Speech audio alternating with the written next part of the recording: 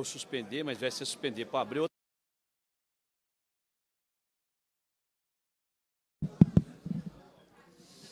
A número regimental declara aberta a 43ª reunião extraordinária da Comissão de Segurança Pública da 3ª Sessão Legislativa Ordinária da 20ª Legislatura. O presidente solicita que os deputados façam o registro biométrico no terminal. A presidência, nos termos do parágrafo 1º do artigo 132 do Regimento Interno, dispensa a leitura da ata da reunião anterior, considera por aprovada e solicita sua subscrição. Esta reunião se destina a debater os problemas e propostas de soluções no que tange às atividades dos colecionadores, atiradores e caçadores, CACs, e a receber, discutir e votar proposições da comissão. Passa a primeira fase da terceira parte da reunião, que compreende a audiência pública. A presidência solicita a tomar assento à mesa dos trabalhos as seguintes autoridades. Convidamos o doutor Alexandre Leão Batista Silva, chefe da Delegacia de Controle de Armas de Fogo da Superintendência Regional da Polícia Federal, aqui neste ato representando o doutor Richard Murad Macedo, superintendente da Superintendência Regional da Polícia Federal em Minas Gerais. Tá bom? Tem tempo, né? A presidência convida a tomar assento à mesa dos trabalhos o senhor Marco Aurélio Matos da Costa, diretor-geral da Academia Estadual de Segurança Pública da Secretaria de Estado de Justiça e Segurança Pública, representando esse ato, o doutor Rogério Greco. Convidamos também o coronel PM Alisson Claudino Câmara dos Santos, diretor de operações da Polícia Militar, representando esse ato, o coronel PM Carlos Frederico Ottoni Garcia, comandante-geral da Polícia Militar.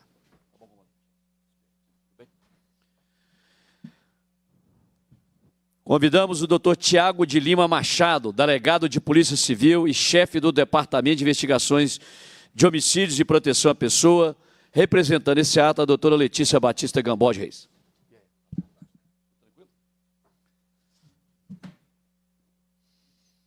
Convidamos o senhor Odair Alves, presidente nacional do PL Defesa. Gentileza.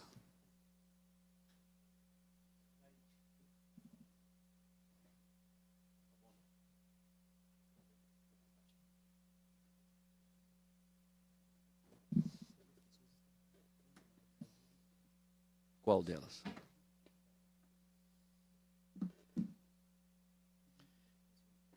Tá, então ele que representa, né? Tá. A presidência registra e agradece aqui a presença do Sérgio Bittencourt, coordenador estadual do PL Defesa, aqui de Minas Gerais. Cadê o Sérgio? Também registramos e agradecemos a presença da Karine Machado Miranda Chernicharo. Cadê ela? Você também me arrumou um sobrenome difícil, né, Karine? Secretária estadual do PL Defesa, Minas Gerais. A presidência informa que foi convidado também para esta audiência pública o representante do Exército Brasileiro. Cadê? O general de divisão Adriano Frutuoso da Costa, comandante do comando da 4ª Região Militar. E recebemos a seguinte comunicação.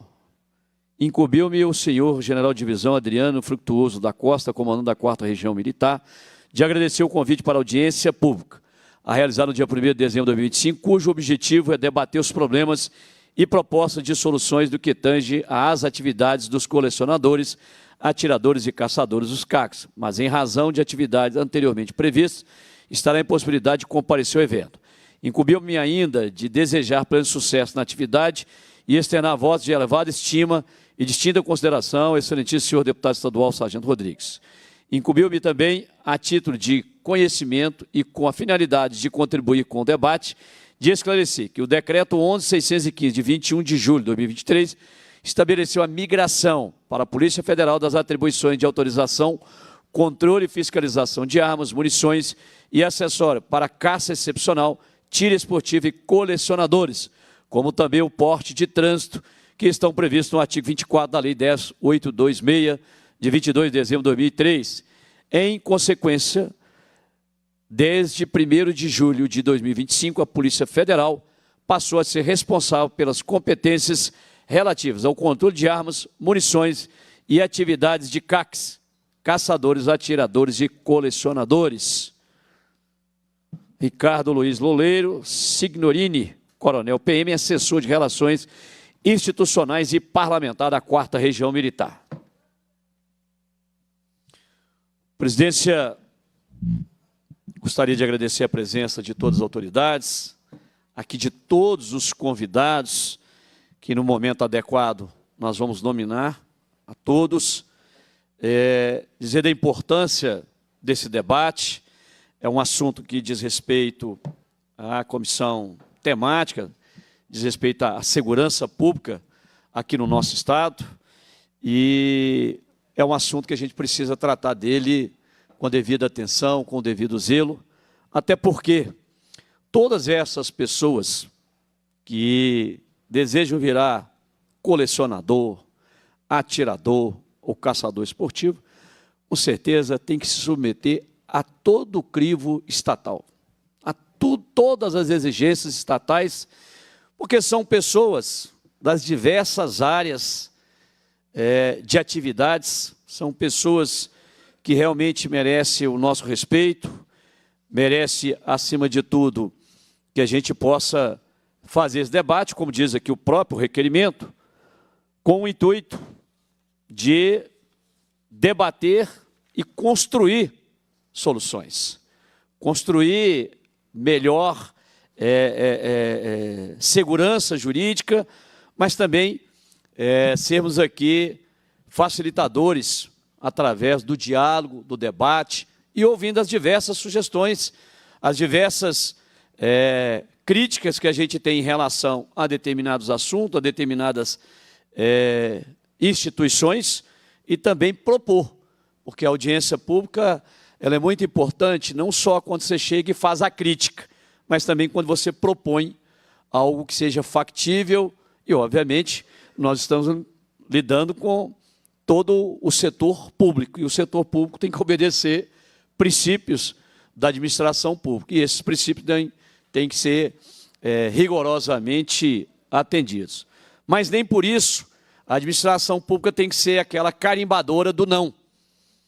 Eu falo isso pela experiência dos mandatos que a gente tem aqui na Assembleia, já são 7 mandatos, e já presidindo a Comissão de Segurança Pública pelo 8º biênio, que a gente, ao longo de diversos debates com a administração pública, tem hora que a sensação que a gente tem é que o jurisdicionado, a pessoa que chega até o balcão de uma repartição pública, parece que do outro lado alguém está preparado com o carimbo do não, para bater e não e mandar embora. E não atender as pessoas e olhar e falar assim, olha, isso aqui a gente pode tentar melhorar. Baixaram-se uma portaria, baixaram-se um memorando, baixaram-se uma resolução, ou um documento interno que quando você olha para a lei e olha para o documento, fala, tem um trem aqui, está meio diferente. Eu já estou calejado com esse debate aqui. Falo assim com muita tranquilidade. Calejado em muitas vezes ver a administração pública dificultar as coisas desnecessariamente, exageradamente. Volto a repetir, caçadores, praticantes de tiro esportivo, colecionadores, são pessoas que submetem a todo o crivo da administração pública. Não são pessoas com antecedentes criminais que passam por isso.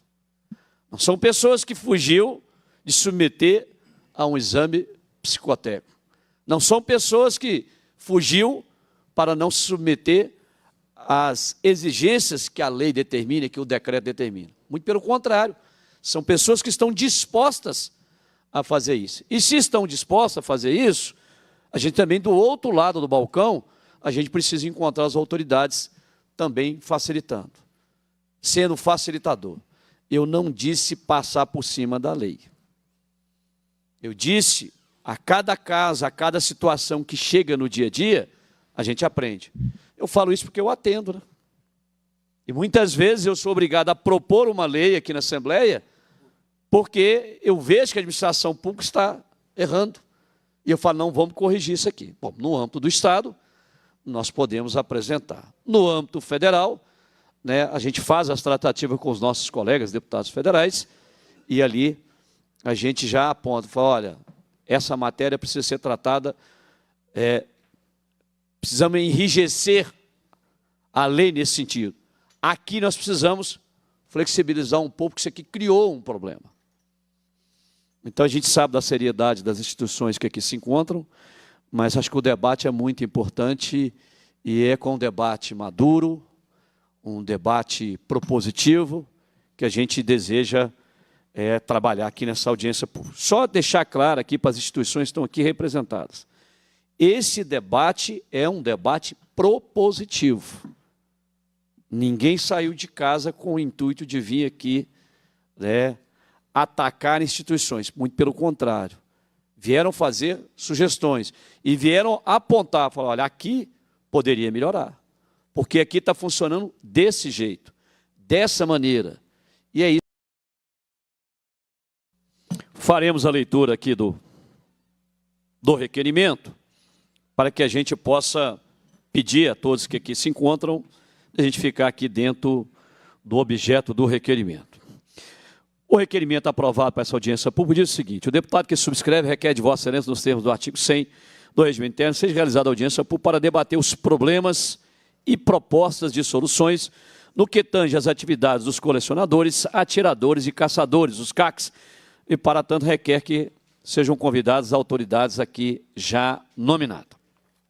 Bom, feito essas primeiras considerações, como autor do requerimento que deu origem à audiência pública, eu quero dizer para todos os nossos convidados, autoridades aqui que compõem a mesa e os demais convidados que aqui se encontram, que o nosso intuito aqui hoje é exatamente permear o que está no requerimento, debater os problemas e propostas de soluções.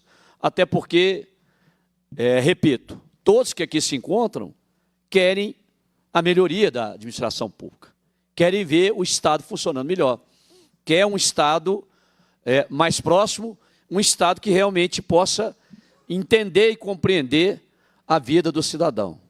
Sem esse Estado, com esse propósito, não tem sentido a gente ter poder legislativo, Ministério Público, Judiciário, Polícia Civil, Polícia Militar, Polícia Federal, Rodoviária Federal. A gente perde o sentido de existir os órgãos e poderes à medida que esses órgãos e poderes apenas dificultam a vida do jurisdicionado. Então, é com esse intuito que a gente gostaria das contribuições. E é óbvio, a gente, para poder falar disso, a gente primeiro precisa ouvir aqui o senhor Odair Alves, que é o presidente nacional do PL Defesa, que inicialmente disporá de até 10 minutos, caso necessário, a gente prorroga o tempo, mas só para a gente fazer um controle aqui e depois ir passando para as demais autoridades que aqui compõem a mesa. Senhor Odair Alves, o senhor tem a palavra, fica à vontade. Boa tarde a todos. Boa tarde. Queria aqui, em primeiro lugar, cumprimentar essa mesa, deputado estadual Sargento Rodrigues, delegado de Polícia Federal, Dr. Leão, Marcos Matos, representante do Rogério Grécia, da Secretaria Estadual de Justiça e Segurança, o coronel PM Alisson e o delegado Tiago de Lima. Muito obrigado por ter vindo. Obrigado a todos vocês. Queria agradecer também aqui ao Dr. João Bosco. Toda vez que eu vou fazer uma pós, ele está lá. Balística, segurança pública, mecânica de armas. Então, obrigado pela presença. Eu poderia resumir aqui em 2 palavras o que o CAC está precisando. Segurança jurídica. Hoje a gente não tem segurança jurídica. Eu sou coordenador nacional do PL Defesa e a reclamação que eu mais ouço é que em cada estado o Exército e a Polícia Federal tomam procedimentos distintos para o mesmo assunto. Era mais o Exército, né? Mas a Polícia Federal ainda está um pouco precisando de uma normalização. quanto aos instrutores de tiro, aos CACs, donos de loja de clube. E ficou a fiscalização da Polícia Federal, numa parte, e uma parte com o Exército. Aí a Polícia Federal ela tem um procedimento, o Exército tem outro, aí o Exército vai lá, autua. Essa semana mesmo, o Exército autuou um clube porque disse que não podia dar o curso para aquela pessoa que vai fazer pela primeira vez o seu CR. A Polícia Federal já me deu até, inclusive, no meu nome, um ofício dizendo que a pessoa que já fez o psicológico vai fazer o laudo de tiro, né? O laudo chama, tem outro nome, mas laudo de tiro para todo mundo entender. Pode sim treinar. Já o Exército vai no clube e autua o clube, porque diz que só o CAC, eles confundem o termo de tiro recreativo com um curso. É diferente. E hoje, eu sou instrutor credenciado pela Polícia Federal, e eu não vejo como a pessoa passar naquela prova se ela não fizer um curso, no mínimo, básico, bem feito. Porque tem critérios difíceis ali. A pessoa que não maneja uma arma, mas que maneja, mas não é de um curso, ela não vai passar, porque são bastante critérios, tem a prova teórica e tal. Então, a gente precisa de segurança jurídica. E outra, quando o presidente Valdemar me nomeou para esse cargo, a primeira coisa que eu falei para ele é a seguinte: o que eu preciso é que os deputados votem leis, porque decreto, vem um decreto, o presidente permite uma coisa. Você vai lá, acredita no decreto, faz aquisição de armas. Aí vem outro presidente, revoga tudo, a pessoa fica com um monte de arma lá, não pode sair de casa e tal. E o porte de trânsito, hoje, se a polícia, salvo o melhor juízo, meu entendimento, é que a Polícia Federal devia conceder o porte de arma para quem tem diversas armas. Porque eu falo como advogado, sou especialista só nessa área, em 4, 5 assuntos, tenho mestrado, estou fazendo doutorado em outras áreas. Não é concebível que uma pessoa ande com 10 armas, incluindo fuzis, no porta-mala de um veículo, e não possa ter uma arma para se defender. Isso chega a ser até o cúmulo. Parece-me que quem fez, lógico, a Polícia Federal não foi ela que fez essa norma, né? Mas me parece que quem fez essa norma já fez pensando em essas armas ser desviadas. Porque não tem jeito. É, com certeza, um equipamento de cobiça dos bandidos. Uma arma de fogo é, com certeza, porque eles enfrentam fronteira, tudo para comprar uma arma lá fora. Se eles sabem um veículo que está com um monte de arma lá dentro do veículo, e a pessoa sabe que a pessoa não tem como se defender, com certeza esse veículo vai ser produto de um crime aí. Então, a gente precisa de leis.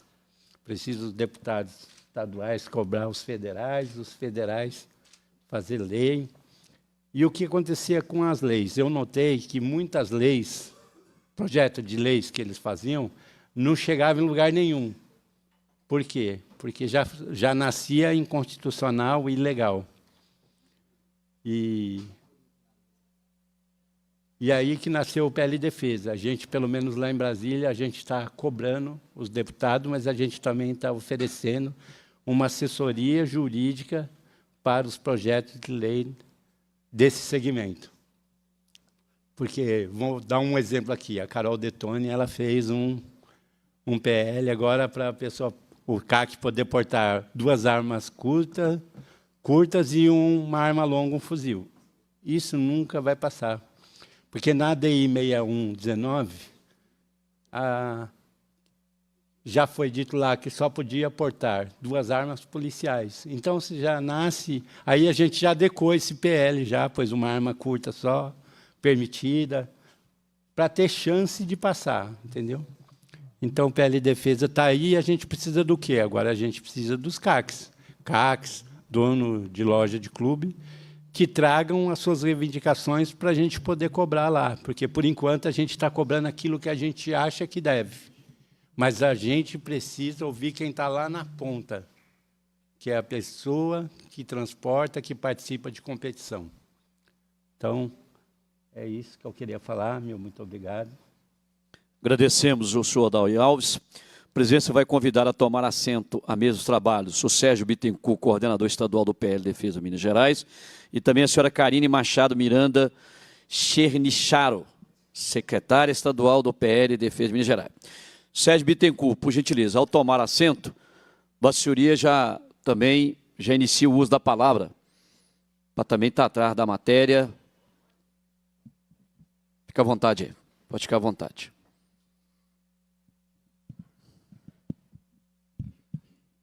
Boa tarde. Boa tarde. Fica à vontade, Sérgio. Bom, eu cumprimento todos os integrantes da mesa, cumprimento todos os representantes de entidades, todos os atiradores, nessa segunda-feira, numa tarde. Então, eu tenho que reconhecer aí que cada um que dedicou a presença aí no meio do expediente é porque, de fato, ele tem aí essa pauta como importante e relevante. Como o deputado disse, todo o objetivo aqui é para que seja construído diálogo. Tá? O objetivo dessa audiência pública, o principal objetivo, né, que se a gente sair daqui com esse objetivo atingido, é o estabelecimento de um canal de comunicação mais continuado com as instituições. Nós sabemos que nós estamos vivendo um momento de transição de um órgão para outro órgão. Então, todas as dificuldades administrativas, isso é natural, é normal. O doutor Leão vai poder explicitar mais sobre isso, né? Mas é importante que nós saibamos, como é que se diz, uma previsão, ainda que o problema, por exemplo, seja um problema que ainda não tenha a previsão de solução no sistema, por exemplo, mas que a gente esteja ciente e que nós também possamos achar caminhos alternativos. Muitas das vezes o sistema, que é um problema aqui que todos se deparam no dia a dia, o sistema cai, às vezes volta, tem partes que não estão funcionando, a gente reconhece o empenho da Polícia Federal no sentido de velocidade, agilidade em buscar as soluções, né, desses problemas, mas tem alguns problemas que hoje a gente... Mais próximo do microfone. Hoje a gente... Melhorou, né? Hoje a gente ainda não tem uma previsão. Então, ao mesmo tempo que é colocado aos CACs, né, principalmente aos atiradores, no que diz respeito ao cumprimento de habitualidades, muitas das vezes ele vai ser cobrado de uma habitualidade que hoje ele está tendo dificuldade de exercê-la por questões documentais. Nós tivemos problema na guia de tráfego, né, já está minimizado. Nós temos alguns problemas também no que tange aí a questão de a definição de mudança de nível e por aí vai, dentre outros problemas. Mas a nossa preocupação maior é no sentido de que aquilo que seja um problema de fato comprovado, que nós tenhamos, do outro lado da ponta, meios alternativos para a sua solução. A gente tem visto em determinados locais, determinados estados, a gente sabe que também a questão das atividades elas foram colocadas de forma gradativa, né? Um estado tem diferença em relação aos outros, foi assim que foi concebido por razões operacionais, não foi simplesmente por vontade, né? Foi porque a questão ali também depende dessa integração com o Exército, tanto nível nacional quanto nível estadual. Então, o objetivo aqui, o principal, doutor, é com respeito a essa questão de, primeiro, a gente estabelecer um canal de comunicação, esses problemas que a gente tem um meio de reportar, como, por exemplo, talvez ser aberto um e-mail exclusivo só para esse fim, ou um atendimento para esse tipo de situação. Tá? E As outras coisas, como o Odair disse, são os problemas naturais do dia a dia. O porte de trânsito, a gente sabe que depende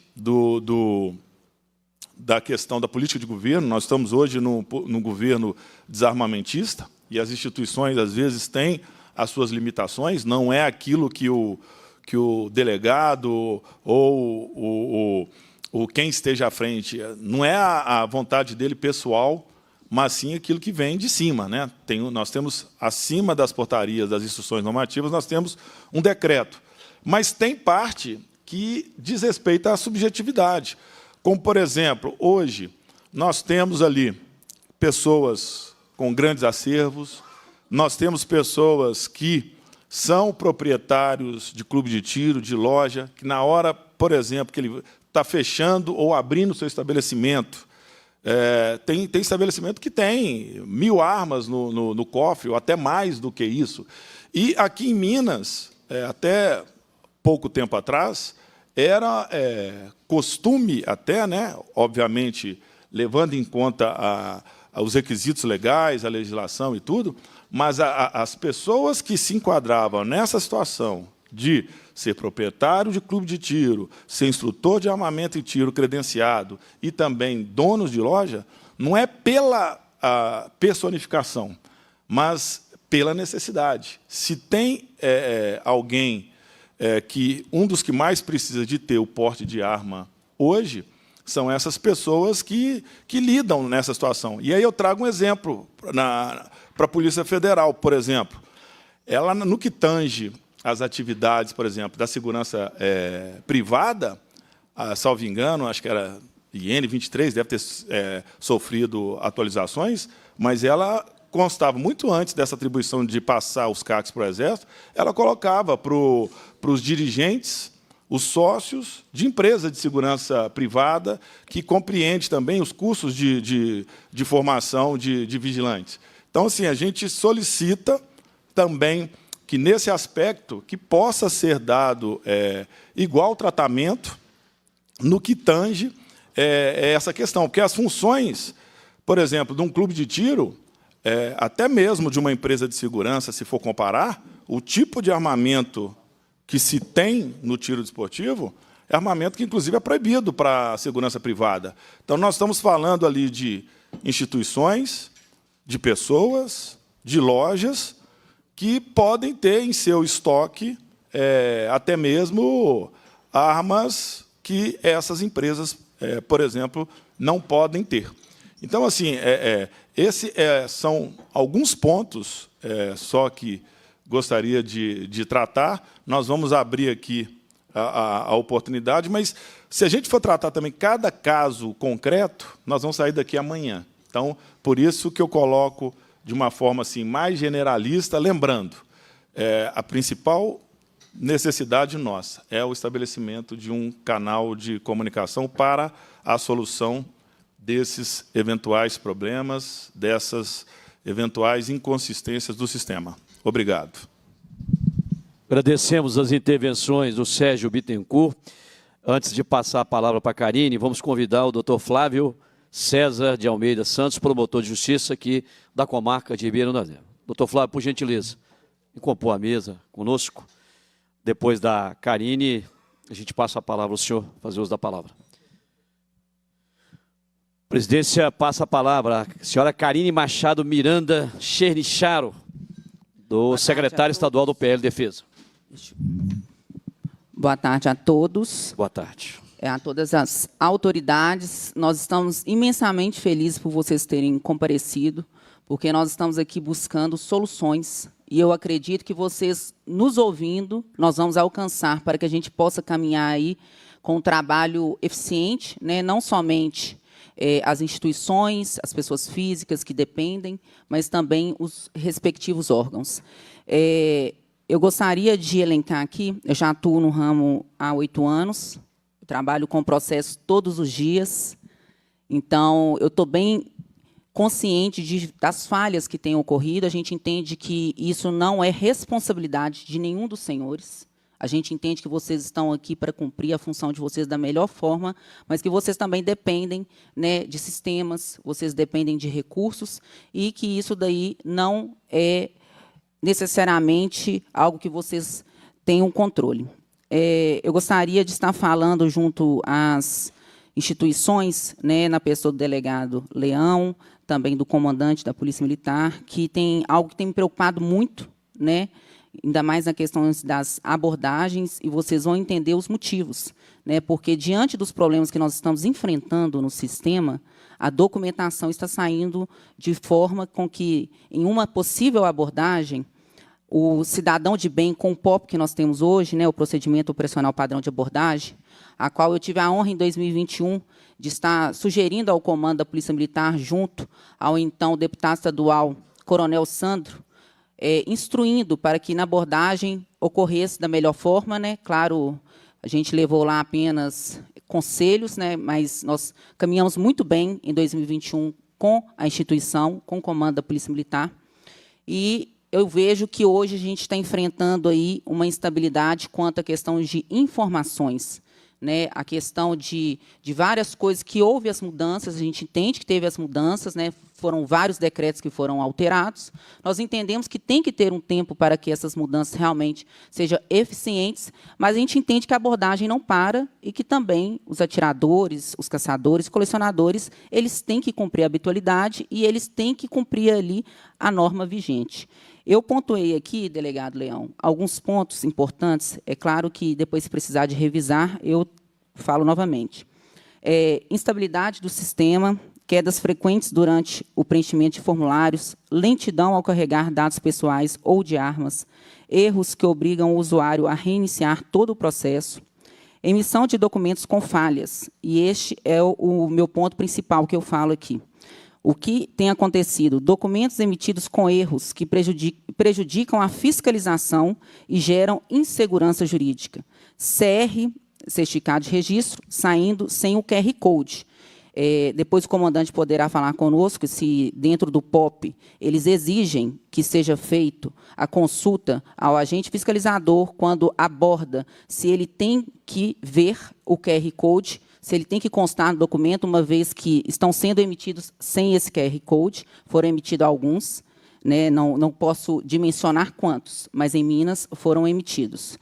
Guias de tráfego sem o nome do clube, apenas com endereço, e não consta as munições, né? E no procedimento operacional padrão de abordagem, ao qual eu me recordo, era exigido que todo transporte, né, de tudo que é regulamentado, né, dentro ali da que tange ao armamento civil, as munições, tem que constar aí nessa guia de trânsito. Dificuldades de integração, né, PF e Exército. Karine, informações... Karine, Oi. quando você fala na guias de tráfego, que tem que constar, quais são as informações que você sugere que deveria constar nessa guia de tráfego aí? Então, teve várias mudanças, né, e sempre tem que ter local de origem e local de destino.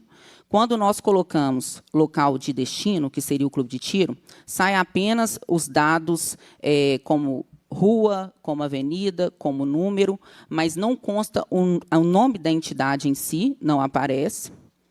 Também nome da entidade destinatária? Destinatária, ou que destinatária, porque é obrigatório, sargento, que a gente se desloque do nosso local de guarda e acervo para treinamento, para caça, para uma entidade, né, que esteja devidamente registrada.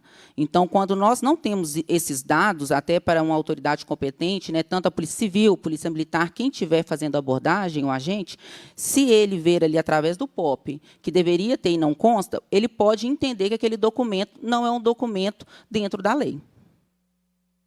Também a questão das munições que não estão saindo, uma vez que nós estamos transportando o nosso armamento e nós temos ali o direito de transportar junto conosco as munições e elas não constam nessa guia, no POP, que é o procedimento operacional padrão de abordagem, diz que tem que constar por se tratar de produto controlado. Então, o nosso receio é que, numa abordagem, ele esteja com as munições e o agente fiscalizador entenda que ele não poderia estar com aquele produto controlado, uma vez que ele não consta ali na sua guia de trânsito. Outras coisas, a dificuldade de integração da PF com o Exército, né, que são informações que não se sincronizam entre os sistemas, armas que aparecem pendentes, não encontradas ou em duplicidade, e atualização de domicílio de clube de tiro que demora a refletir nos sistemas. Aconteceu que eu, manualmente, tive que mudar todos os locais de origem de nascimento dos meus clientes, né, e eu me atentei a isso, não foi passado essas instruções. Né, o órgão não nos informou, a Polícia Federal, que haviam mudado todos os locais de nascimento dentro do sistema. Então, nós tivemos que fazer isso de forma manual. Por quê? Se nós tentássemos inserir qualquer processo a qual constasse que ele nasceu em determinada cidade e lá, dentro do sistema, mostrasse que ele nasceu em outra, porque houve essa falha, não, acho que foi até um nome até engraçado, que algum local distante, né, que não tem nada a ver com Minas Gerais. Então, assim, não sei se cidadãos comuns, né, que fazem os seus processos, atentaram a isso. Então, vamos supor, se ele entra lá com uma declaração que ele nasceu em Belo Horizonte, e o analista vê que está alterado, eu não sei se vocês já têm essa ciência, né, e como que vocês iriam lidar com isso. Prazos inconsistentes e falta de transparência, processos que deveriam durar dias, que acabam levando meses, sem previsão clara para análise ou devolutivas. Muitos pedidos ficam em análise por tempo indeterminado. Exigências de documentos extras ou inesperados. Isso daí tem acontecido, igual mudança de endereço está exigindo teste de tiro, teste psicológico, tem exigido filiação de clube, tem exigido uma documentação que, na verdade, é pedida, às vezes, na concessão do certificado de registro, na autorização de compra. Então, alguns documentos estão sendo cobrados divergente do que a legislação diz que tem que ter para que a gente requeira aquele determinado serviço. Né? Igual no caso de mudança de endereço. Nunca nos foi cobrado teste de capacidade técnica, psicológica, para uma mudança de endereço. É uma coisa muito simples. Né? Como é que é, Karine? Teste de capacidade técnica, porque lá é o seguinte, quando nós vamos pedir a mudança de endereço ou inclusão de guarda e acervo, né? Lembrando que nós podemos ter 2 locais de guarda e acervo. Quando a gente vai incluir ou quando nós vamos mudar, está sendo exigido a mesma documentação que é exigida para o certificado de registro, a concessão. Então, assim, eu ainda não tive retorno sobre esses processos. Eu coloco em todos os campos que não se aplica. E aí eu coloco só a documentação que me era exigida no Exército, que é uma declaração de segurança de acervo e um comprovante de residência. Apenas isso que era exigido. Não essas outras demais que são assim... Você falou em teste. Teste de quê? Teste de capacidade técnica. É o teste psicológico e o teste de tiro, né? Que são testes que são exigidos apenas para a concessão do certificado de registro e para a autorização de compra de arma de fogo e dependendo de algumas atividades como a caça. Então, para que possa ficar claro e a gente entender, a Polícia Federal, quando da mudança de endereço, tem exigido teste de capacidade técnica e psicológica. São denúncias que chegam até vocês ou não, esse, no meu caso, é experiência própria mesmo. Experiência própria. Isso. Eu não tive retorno ainda, Sargento Rodrigues, sobre a análise desses processos. Né? Frente que nós tivemos aí uma demanda muito alta, significativa, porque nós tivemos aí uma surpresa que autorizações de compra, né, do Exército Brasileiro que nos tinham sido deferidas e concedidas, a Polícia Federal passou a não aceitar as mesmas. Então, nós tivemos que refazer milhares de processos, né, de autorizações, e eu não sei os demais presentes, mas eu paguei todas as GRUs novamente, né, e entrei lá, nos foi instruído. Espera aí, você falou outra coisa importante, você pagou todas as GRUs novamente. Sim. Então, você pagou todas as guias para poder obter Então, você pagou 2 vezes. 2 vezes. Eu paguei a seja, instituição o Exército, depois nós tivemos que emitir nova aquilo que o Odair Alves falou aqui, né? Ou seja, segurança jurídica. Se nós temos um órgão do governo federal chamado Exército Brasileiro, que exige isso, vem o presidente da República, muda o decreto e passa a competência para a Polícia Federal, o mínimo é que haja o aproveitamento dessas guias, porque elas já foram pagas. E nós sabemos que bitributação também não dá. O cidadão já anda, já é arrancado o escalpo dele desde a hora que ele acorda até a hora que ele apaga a luz. Eu gosto muito do português mais coloquial, viu, gente? Arranca o escalpo dele cedo.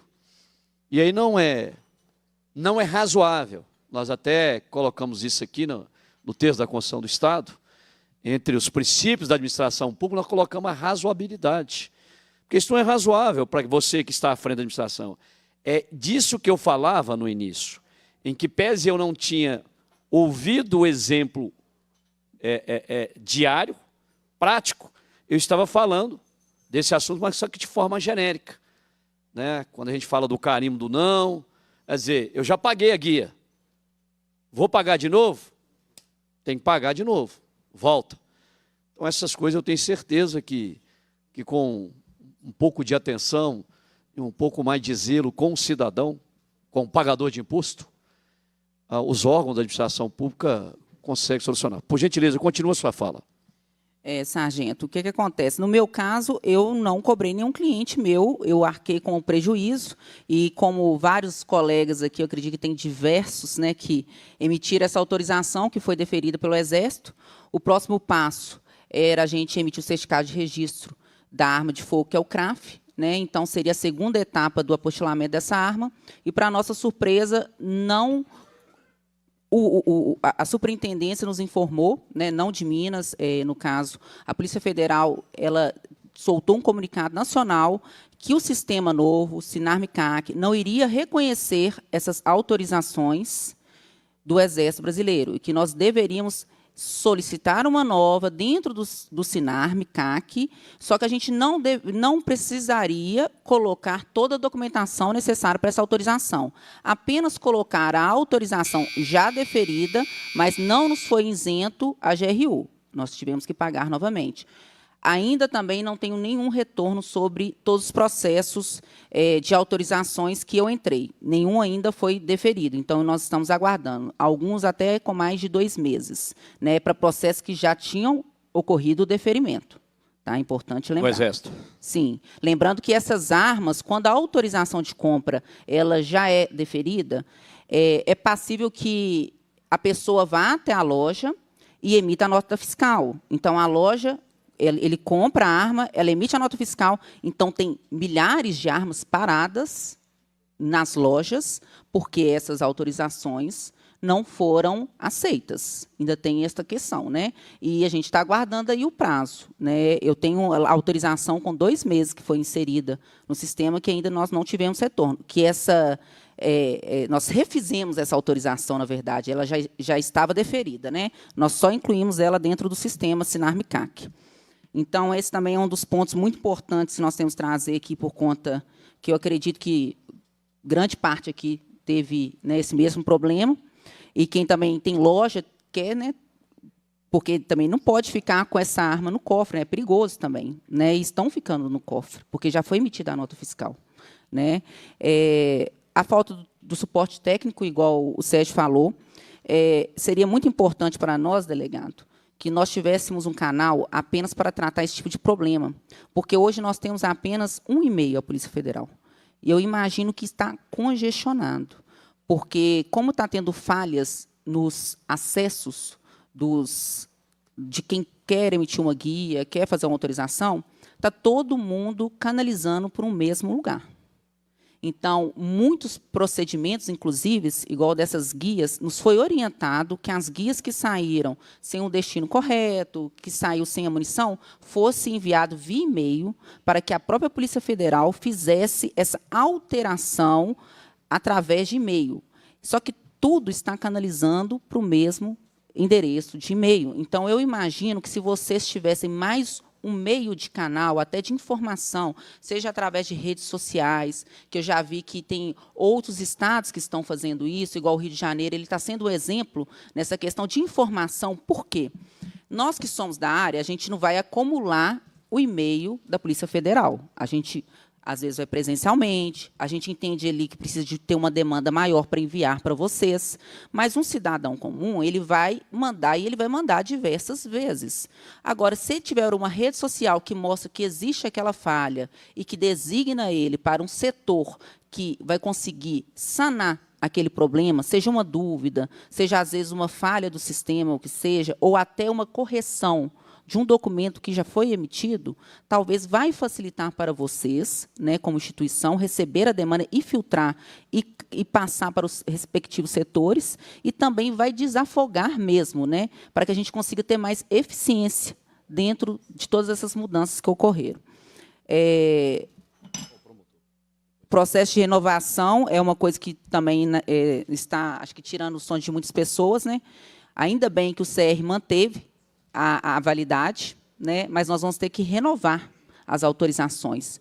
E, frente a todas essas falhas dos sistemas que já está acumulando processos, a gente se preocupa, igual a gente tem instruído, né, que os nossos clientes façam o teste de tiro, faça o teste psicológico, não deixe para a última hora, né, não deixe para próximo do vencimento, que é dia 21/7/2026, que vão vencer milhares de CRAFs, milhares de pessoas vão ter que renovar. E nós estamos vendo que, como o sistema vai caminhando, né, a gente estava muito otimista e muito positivo quanto à questão, né, da Polícia Federal conseguir nos trazer soluções eficientes, porque vocês sempre foram muito eficientes, e a gente está entendendo que realmente teve um erro no sistema, na transição de dados, a gente está entendendo tudo isso. Mas como vai se dar, já que não caiu a questão do vencimento, dia 21/7/2026. Estão acumulando processos dentro do próprio sistema, né? Então, a gente está um pouco receoso nesse sentido. Oi.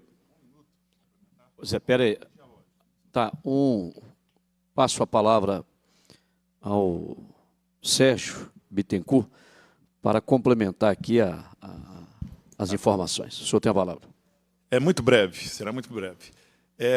Com relação aos testes, como a Karina apontou, teve até uma pessoa conhecida que publicou, ele fez as contas, que se todo mundo, quando fosse renovar, ia demorar 3 anos para os examinadores fazendo os testes. Então, eu gostaria de sugerir, de antemão, porque assim, não tem razão hoje, lógica, de não se poder ter atividade de tiro nos estandes de tiro antes das 18 horas. Então, gostaria de solicitar, delegado, que pelo menos, a gente está na iminência de ter essa situação das renovações, que pelo menos as renovações, os exames de capacidade técnica possam ser realizados nesse horário mais cedo. Tá? E a última coisa é com relação à Polícia Militar. Eu queria aproveitar o seguinte, a gente sabe, eu tive à frente da segurança do município de Nova Lima, e a gente tinha muitas reuniões com os órgãos de segurança, e a gente sempre viu o seguinte, banco era tido como alto risco, classificação, então tinha prioridade no atendimento, banco nas rondas ou coisa do tipo. Eu gostaria de pedir que na Polícia Militar tratassem os clubes de tiro e as lojas também com essa prioridade. Por que eu digo isso? Vou dar exemplo na minha loja. Na minha loja eu tenho autorização para ter quase 2.000 armas. Dentre essas armas, diversas de calibre restrito. Eu posso ter armazenado fuzil, 5.56, 7.62, tudo isso pode ter. Então, hoje, o sistema bancário não tem tantas transações ali financeiras, o dinheiro vivo, como antes. Então, coronel, era pedir, e também Marquinho lá com o nosso secretário de Segurança, lá na Sejusp, que tem algum protocolo que seja colocado os clubes e lojas como entidades, instituições vulneráveis no que tange ao patrulhamento preventivo. Obrigado. Que agradecemos. Karine, para concluir, por favor.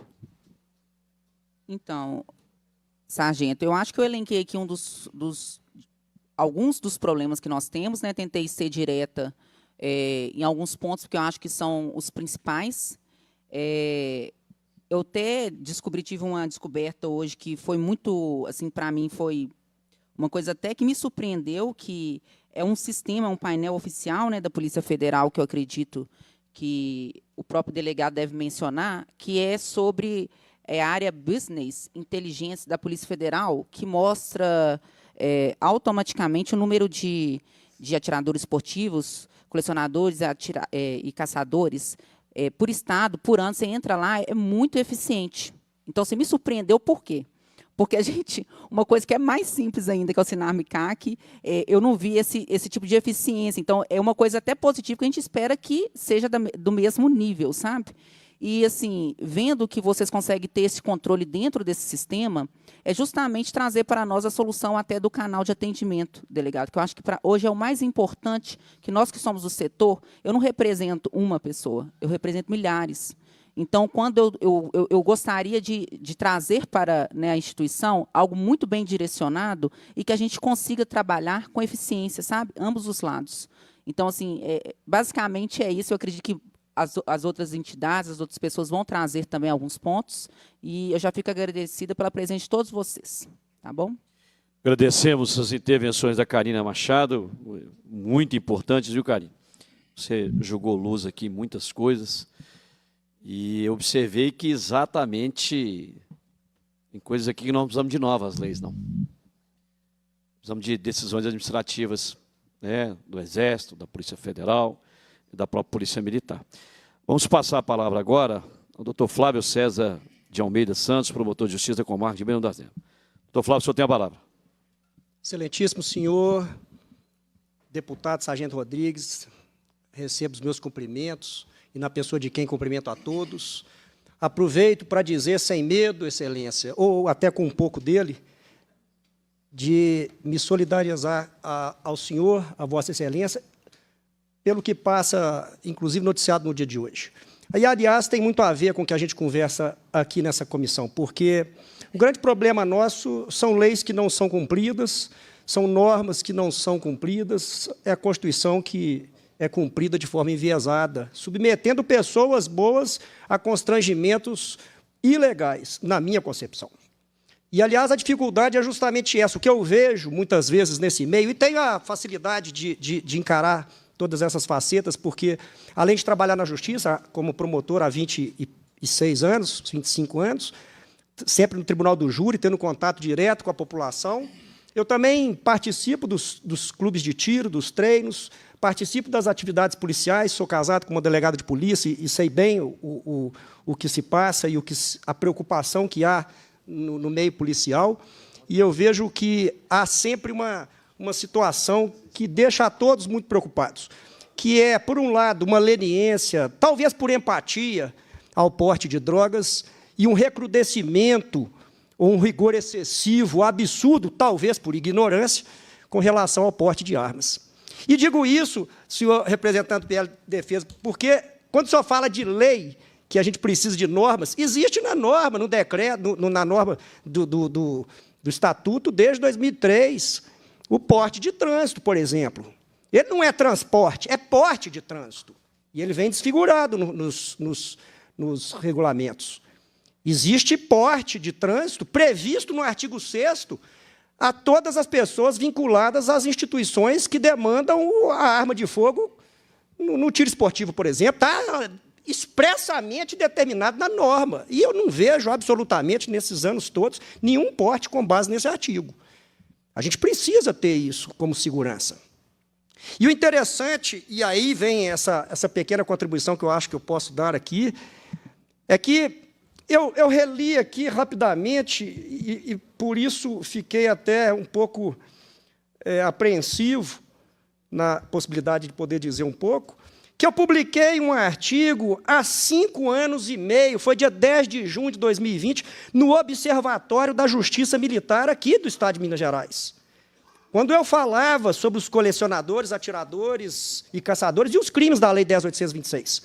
E uma das coisas que eu percebia, e que vejo isso até hoje, nós tivemos recentemente campeonatos, né, a final do Campeonato Mineiro, onde pessoas deixavam de ir participar porque não tinham uma guia de trânsito expedida a tempo e a hora.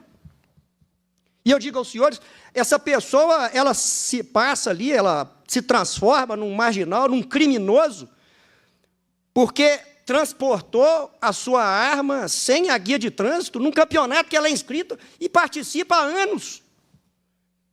Isso é uma vergonha, isso afasta as pessoas do esporte.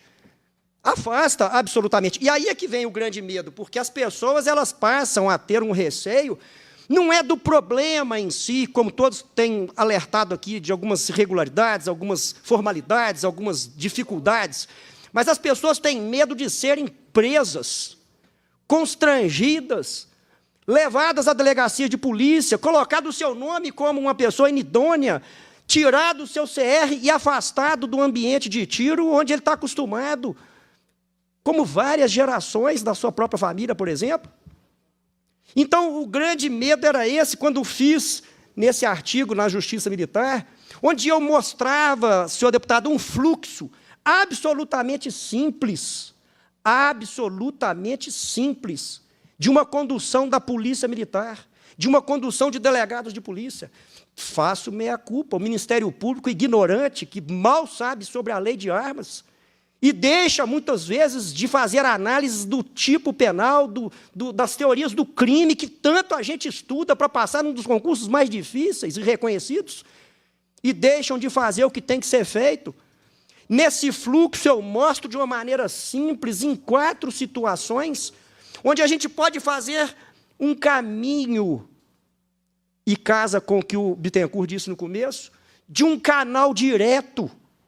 Naquela época, fizemos um encontro junto ao secretário de Estado, Dr. Rogério Greco, com toda a equipe da área de segurança e mais o Exército Brasileiro, onde eu mostrei esse fluxo e mostrando que havia nas normas um caminho específico para tratar as questões dos CACs, e que era extremamente simples e eficiência, se formos falar em princípios da administração pública, onde você, às vezes, desvia uma equipe da Rota, da Rotan, de uma equipe especializada da Polícia Militar, para apreender um CAC que foi levar a arma ao armeiro, ou então até deixou por ali para poder fazer a sua manutenção, uma arma pessoal própria, registrada, e você desvia um pelotão para poder discutir se ele poderia ou não fazer isso, quando a própria norma diz que a pessoa registrada no Exército, ela tem um fluxo de uma atuação num procedimento administrativo,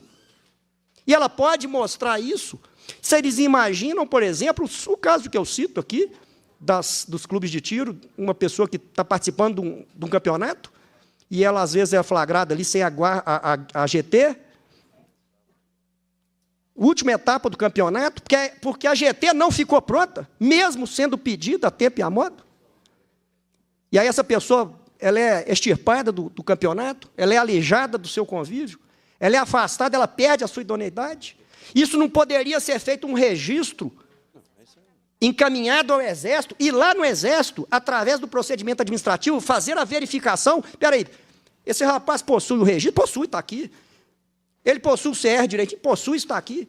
Ele estava inscrito no campeonato? Está aqui. Por que a nota dele não saiu? Não sabemos, está aqui, ó, parado lá em tal lugar.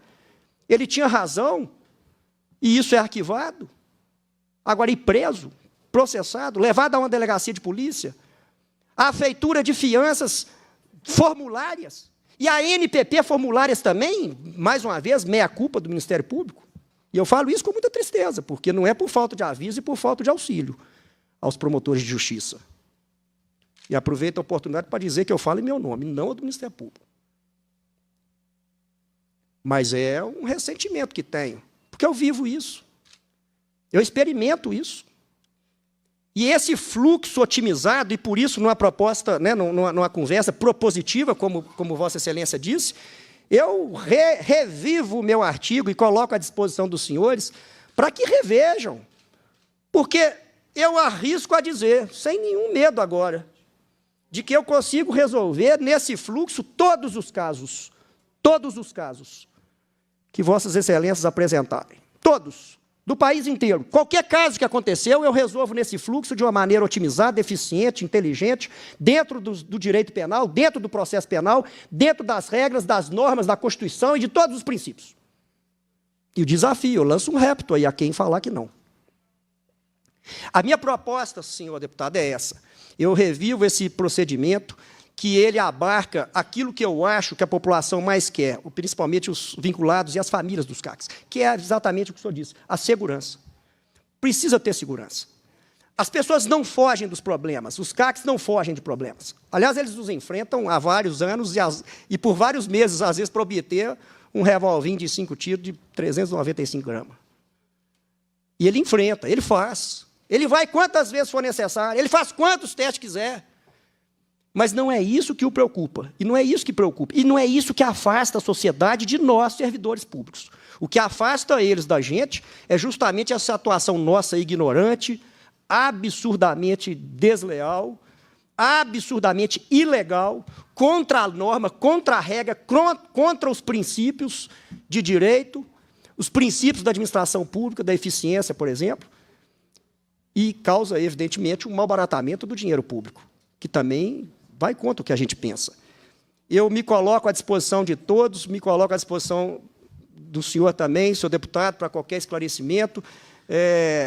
A minha pequena contribuição, ela decorre não só, como os senhores bem viram, de uma certa indignação, mas também porque participo disso, vivo com isso, convivo com as pessoas que vivem disso, que vivem com isso, que gostam disso, que têm prazer com isso e que vivem bem há anos, há gerações com isso. Me coloco à disposição de todos e agradeço mais uma vez a oportunidade desse encontro. Agradecemos o doutor Flávio César de Almeida. É muito bom ouvir, inclusive, aqui a visão do Ministério Público. E não foi por um acaso que a gente, conversando aqui com a Karine, com o Sérgio, que a gente convidou determinadas instituições e autoridades para poder compor a mesa e para poder falar da matéria. O senhor tocou no assunto de eficiência, legalidade, impessoalidade, eficiência. Todos são princípios da administração pública. E, aqui no caso do Estado, nós inserimos ainda a razoabilidade, né? Não é razoável você cobrar uma nova taxa de alguém que já pagou por aquilo. Não é razoável você não ter uma compreensão que clube de tiros, que lojas que têm depositado esse armamento não precisam de uma atenção maior das autoridades que compõem a segurança pública do Estado e também da União. Então, não é razoável o cidadão bater na porta do balcão e não encontrar um ouvido mais atento para falar, olha, isso aqui é a questão de fluxo. Isso aqui nós podemos resolver aqui internamente. E eu estou observando aqui, doutor Flávio, não sei se o senhor pensa diferente, e os demais integrantes da mesa, mas os problemas que já foram aqui apontados são muito mais no sentido de solução internas das nossas instituições do que propriamente de um novo decreto. Nós sabemos o estrago que esse novo governo fez com a edição do novo decreto. Nós sabemos, né, eu falo isso com a última operação lá do Rio. 4 policiais morreram. Não tem uma fala, não tem um pio desse cidadão que está sentado na cadeira de presidente em relação aos fatos onde os policiais morreram. Mas determinou que a ministra dos Direitos Humanos acompanhasse o outro lado. Então, os questionamentos eu faço aqui da tribuna da Assembleia. De que lado? De que lado essas pessoas estão? Do lado do trabalhador, do homem e da mulher honrada, que sustentam famílias, que trabalha sol a sol, que procura fazer tudo ali de forma correta. Enquanto a Karine estava falando, eu lembrei da minha última arma que eu comprei, uma pistola 9mm da Sig Sauer, que um coronel reformado da Polícia Militar que estava fazendo né, a ponte entre a empresa. E aí depois ela foi falando, eu fui lembrando, falei, gente, caramba, né? A nota fiscal dentro da própria polícia militar, porque eu sou segundo sargento da reserva. Certo? Portanto, tem o porte de arma. Até para eu conseguir fazer nota fiscal virar craft, pelo amor de Deus. Aí que me passou e sendo policial. E olha que tendo acesso a determinadas pessoas que dava a atenção, tanto lá no Exército quanto na Polícia Militar. E já foi uma dificuldade. E foi antes do novo governo entrar. Sim, pode falar de governo, né? Do novo desgoverno entrar. Eu estou aqui me segurando, doutor Flávio até sabe, né, doutor Flávio? Estou segurando um pouco, que não é meu ímpeto. O meu ímpeto é de ser muito mais contundente na minha fala. Mas veio e fez esse estrago todinho em relação às pessoas que lidam como caçadores, né, o CAC, de uma forma geral, tudo aí, a sigla já representa tudo. E a gente está percebendo aqui que tem muitas coisas, parece que eu já estava até adivinhando, e eu confesso aos senhores e às senhoras, recebi a Karine, recebi o Sérgio, mas a gente não chegou a um nível de detalhamento do dia a dia. Porque eles falaram, deputado, nós precisamos propor uma audiência pública, nós precisamos propor porque o PL Defesa está atuante, e nós precisamos trazer as pessoas que discutem essa matéria, que vivem o problema dia a dia, para que eles possam acompanhar de perto essa audiência pública. A Polícia Militar, eu cheguei a ser relator aqui de um projeto de lei, não é de minha autoria, é do meu colega deputado Caporeso, que em boa hora, né, não pôde estar aqui hoje, perdeu o voo dele de Uberlândia para cá, que é uma pessoa que, né, reputa, é um grande colega deputado aqui na Comissão de Segurança Pública, um grande parceiro nosso, deputado de grande valor. Ele apresentou a proposta e eu fui o relator na Comissão de Segurança Pública em primeiro e segundo turno. E é bom que vocês saibam, né? Está prestes a ser sancionada pelo governador, o prazo limite é dia 8. Dia 8. O teor do projeto, quer dizer, aquilo que a gente pode aqui no âmbito estadual. Artigo 1º, é vedada a contagem de pontos em razão da apreensão de armas de fogo de origem legal, ainda que irregular e utilizada para a prática de crime, para fins de avaliação profissional ou de concessão de quaisquer benefícios aos servidores públicos civis e militares do Estado. Ou seja, nós tiramos a possibilidade de conceder elogio, notas meritórias, dispensa de serviço, nesse tipo de apreensão. Que é onde a gente poderia atacar enquanto legislador estadual. Porque quem maneja o direito sabe, o legislador estadual ele fica espremido entre as competências locais e da União. A União pode muito, as locais podem um pouco mais, a gente fica numa faixa muito estreita enquanto legislador. Em que pese a Constituição da República dizer segurança pública é dever do Estado. Aí chega para o legislador, não, você não pode isso, você não pode aquilo. Então esse projeto de lei já está lá, encaminhado, já tem bastante tempo, está aguardando. Para quê? Para acessar aquelas abordagens com fins de aprender, porque a guia estava assim, assado, e para explicar isso aqui no plenário. Eu falei, deixa, Caporeso, deixa que como relator eu faça esse encaminhamento. Porque aqui a gente tem a turma da esquerda, né? Não pode falar de arma, não, aí já febre todo mundo lá de lá. Inclusive, quero comungar aqui com a fala do senhor, viu, doutor?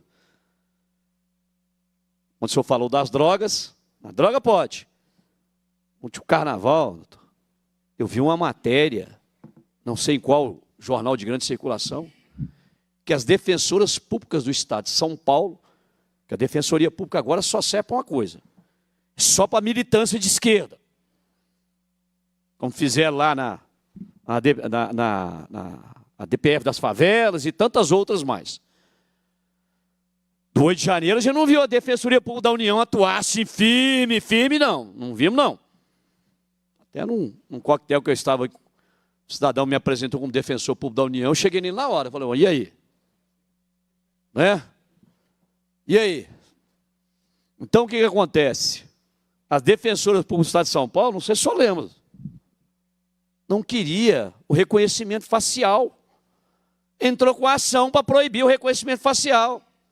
Coisa que jamais esse público aqui faria. Pelo contrário, esse público aqui não, esse público quer que reconheça. Quer que tire de bandido de circulação. Aí eu falei assim, eu fui na tribuna e falei assim, não é possível.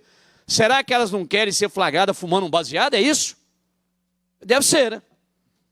Porque por lado das drogas, aí todo mundo, não, peraí, aqui. Aqui tem um projeto.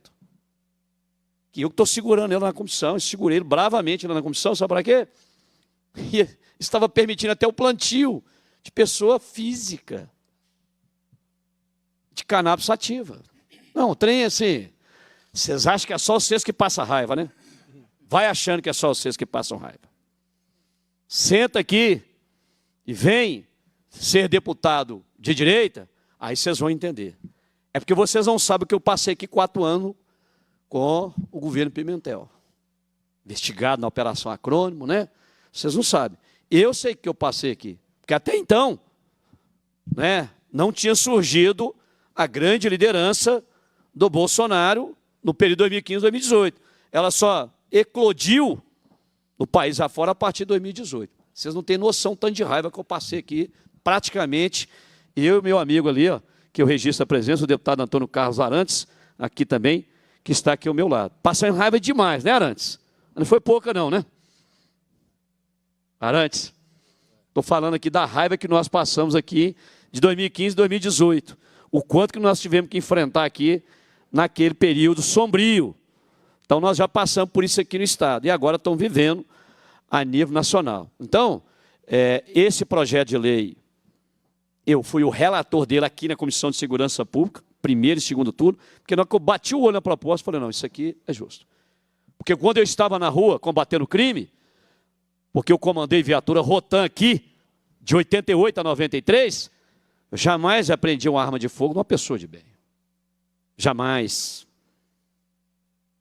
Aprender uma arma de fogo na mão de um cidadão trabalhador, num comércio, em algum lugar, um sítio, numa fazenda, jamais. Agora, de bandido, eu tirei muitas. Eu tirei centenas de armas e participei de dezenas de trocas de tiro aqui enquanto comandante de viatura. Mas era de bandido. De pessoa que tem CPF, identidade, exame psicotécnico, endereço, que submete a todas as exigências da administração pública, eu jamais aprendi essa arma. É para esse projeto é para isso. É para não deixar. E eu espero que a Polícia Militar tenha ouvido com bastante atenção, porque nós vamos cobrar isso do coronel Frederico, comandante-geral, aqui que foi colocado aqui. Nós vamos formalizar através de requerimento. Eu vou passar a palavra agora, depois do meu desabafo, tá? A pessoa do doutor Alexandre Leão Batista Silva. Por quê? Porque pelo fluxo de abordagens que foram feitas aqui, de colocações que foram feitas, ele acabou ficando com a maior parcela, né, aqui de cobranças e também de solicitações e de sugestões. Como eu já conheço o doutor Alexandre já tem um tempinho já, eu tenho certeza que nós vamos ter a melhor acolhida por parte dele e da Superintendência da Polícia Federal aqui em Minas Gerais, porque tem muitas coisas aqui que realmente quero aqui deixar até registrado. Há pouco tempo atrás aí eu fui renovar meu passaporte, ia vencer agora em outubro, e fui lá e ó, nota 1000, viu? Nota 1000 a todo o processo que foi feito lá, faço isso aqui de público, né? A Polícia Federal brilhou, tudo muito bem organizado lá, chega, tira a fila, pega o seu protocolo, pega a sua senha, senta tudo ali, bonitinho, quem passou por lá sabe o que eu estou falando. Nota 10 a Polícia Federal, aqui em Minas Gerais, na emissão dos passaportes, para mim brilhou. Quem sabe as experiências positivas feitas lá possam também ser levadas aqui para essa outra atividade que a Polícia Federal exerce em Minas. Com a palavra, o doutor Alexandre Leão Batista Silva, chefe da Delegacia de Controle de Armas de Fogo da Superintendência Regional da Polícia Federal em Minas Gerais. Doutor, o senhor tem a palavra.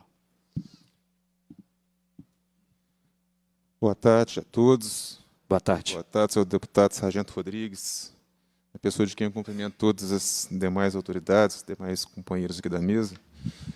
Em primeiro lugar, eu queria agradecer essa oportunidade aqui, porque, em alguns momentos, a gente também se sente, como se diz, muito angustiado. Se vocês acham que esse controle de atividade de CAC por parte da Polícia Federal deixou os próprios CACs angustiados, vocês não imaginam o que nós estamos passando, o que nós estamos sentindo com essa nova atribuição. E eu não digo só eu, não. Todos os chefes de DELEARMES pelo Brasil afora têm compartilhado do mesmo sentimento. Por alguns motivos bem simples, como, por exemplo, nós ainda não temos uma ferramenta adequada para fazer essa gestão. O SENARME-CAC foi um sistema que foi herdado, todos estão acostumados aí com a aparência do SIGECORP, né? O SIGECORP é um sistema do Exército Brasileiro que foi simplesmente adaptado para a Polícia Federal. E, para quem é da área de tecnologia, que não é a minha área, mas nós fomos informados que ele foi formatado de uma forma completamente diferente e incompatível com os sistemas da Polícia Federal. Então, até para fazer ele funcionar, tem sido uma luta hercúlea. Mas vamos lá, nós vamos tentar passar rapidamente aqui por todos os pontos que nos apresentaram, ver se a gente consegue apresentar algumas justificativas. Primeira coisa, em relação à segurança jurídica.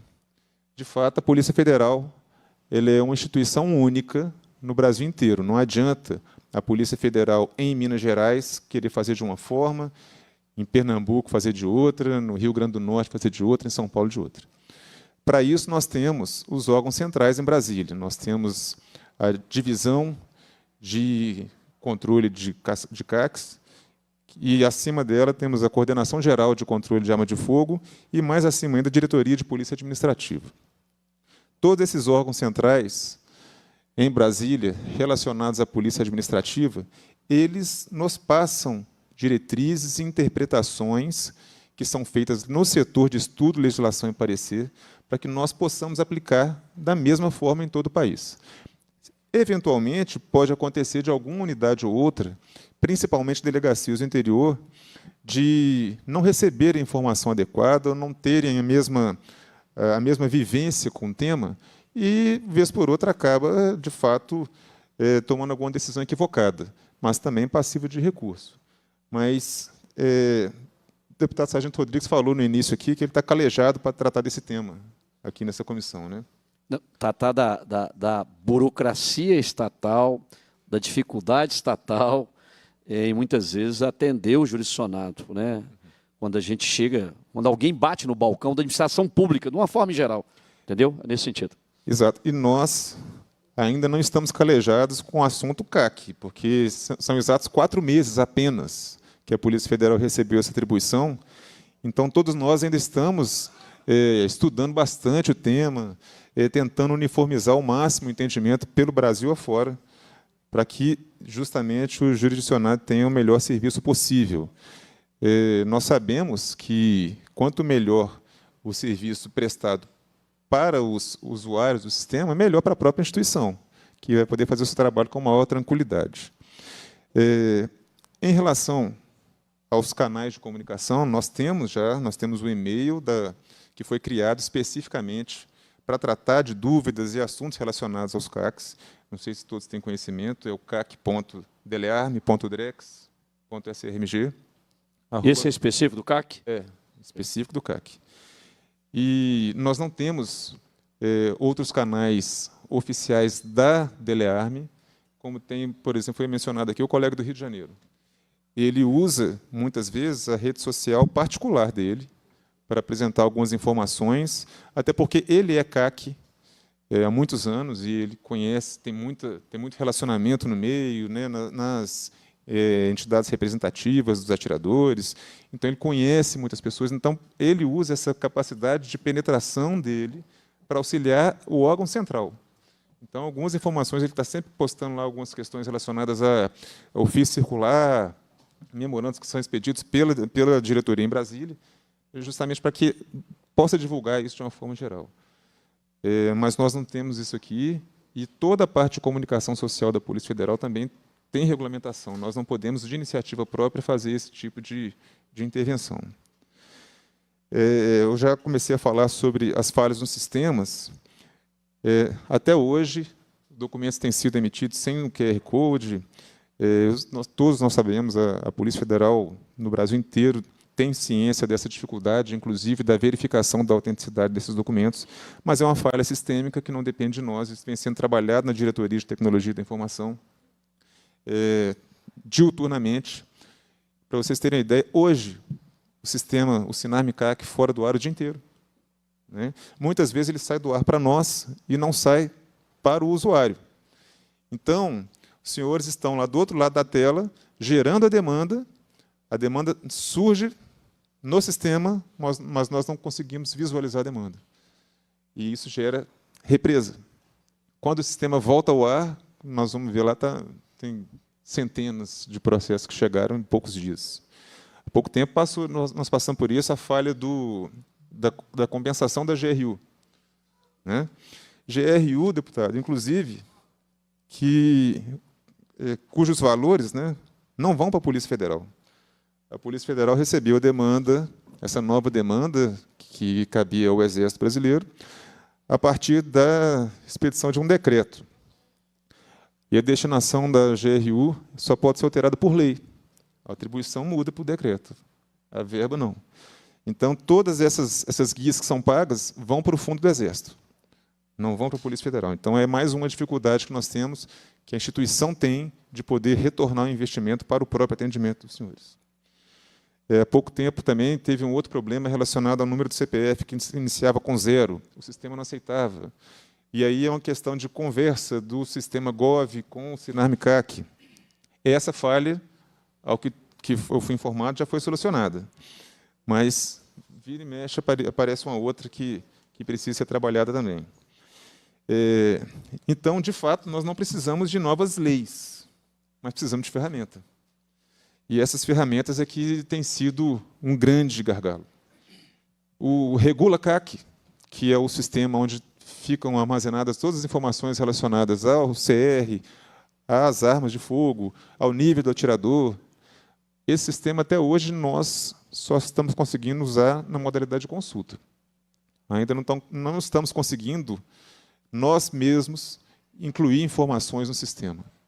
Então, se há eventualmente uma transferência de arma entre dois CACs, nós não conseguimos, nós mesmos, incluir essa informação no Regula-CAC. Ele só mostra um histórico de armas. Então, nós dependemos da intervenção de Brasília, temos que encaminhar o processo via SEI para Brasília, para que eles façam um registro manual, e aí a gente possa expedir um documento manualmente também.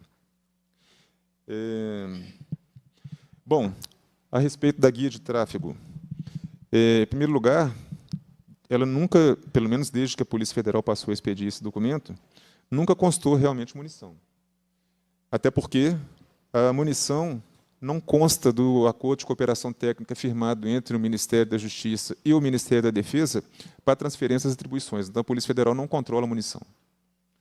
Não está dentro do escopo do controle da atividade a questão das munições. Munição, então, continua sendo... E o controle fica com quem? Exército Brasileiro, por meio da loja.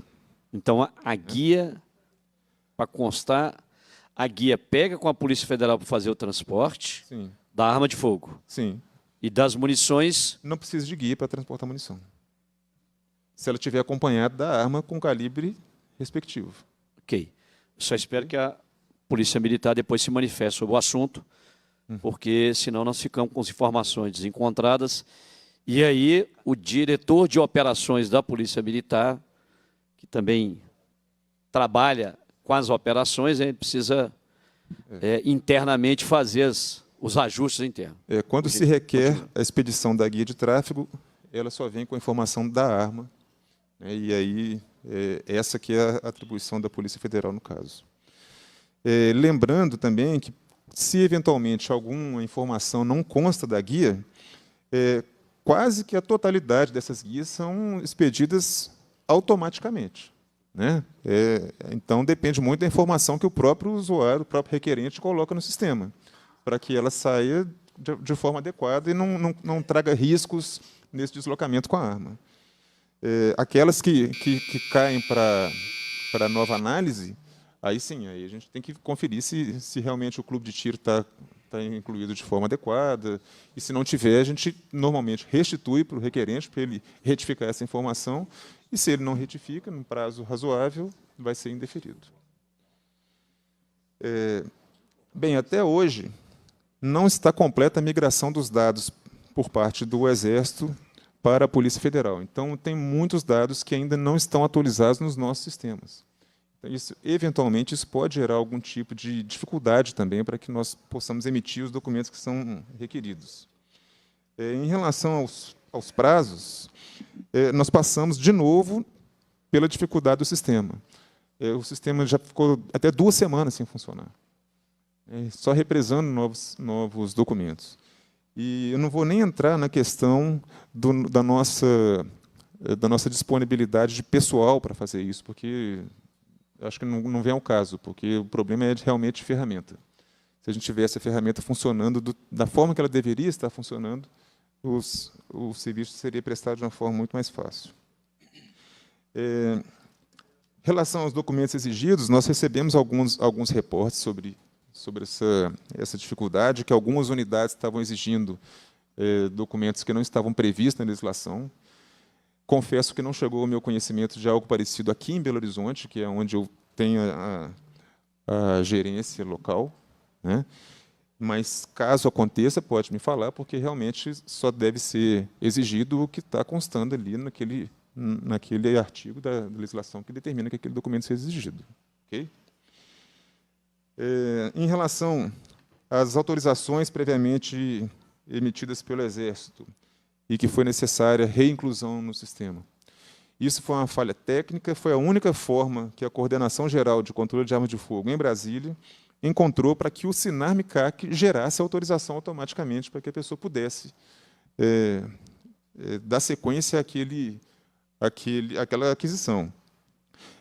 De fato, foi uma cobrança extra, salvo engano, R$20, né? 25. Mas, tecnicamente, se não fosse dessa forma, pelo menos foi a informação que nos passaram, né, não haveria outro meio para que essa autorização fosse emitida eletronicamente. Mas, por outro lado, o único documento exigido para esse procedimento era, de fato, a autorização prévia que o Exército já tinha emitido. Então, o Exército, já tendo emitido a autorização, nós não entramos no mérito de nova análise de nada, a não ser de um pequeno detalhe. Pesquisa a respeito do requerente. Porque essa pesquisa, a Polícia Federal não abre mão dela. Então, por mais que a pessoa apresente certidões negativas e tal, nós vamos pesquisar. Exatamente. E aí houve alguns indeferimentos dessas aquisições que já estavam previamente autorizadas, porque a pessoa apresentou informações na pesquisa, né? A pesquisa retornou informações dessa pessoa que não autorizavam que ela adquirisse arma de fogo.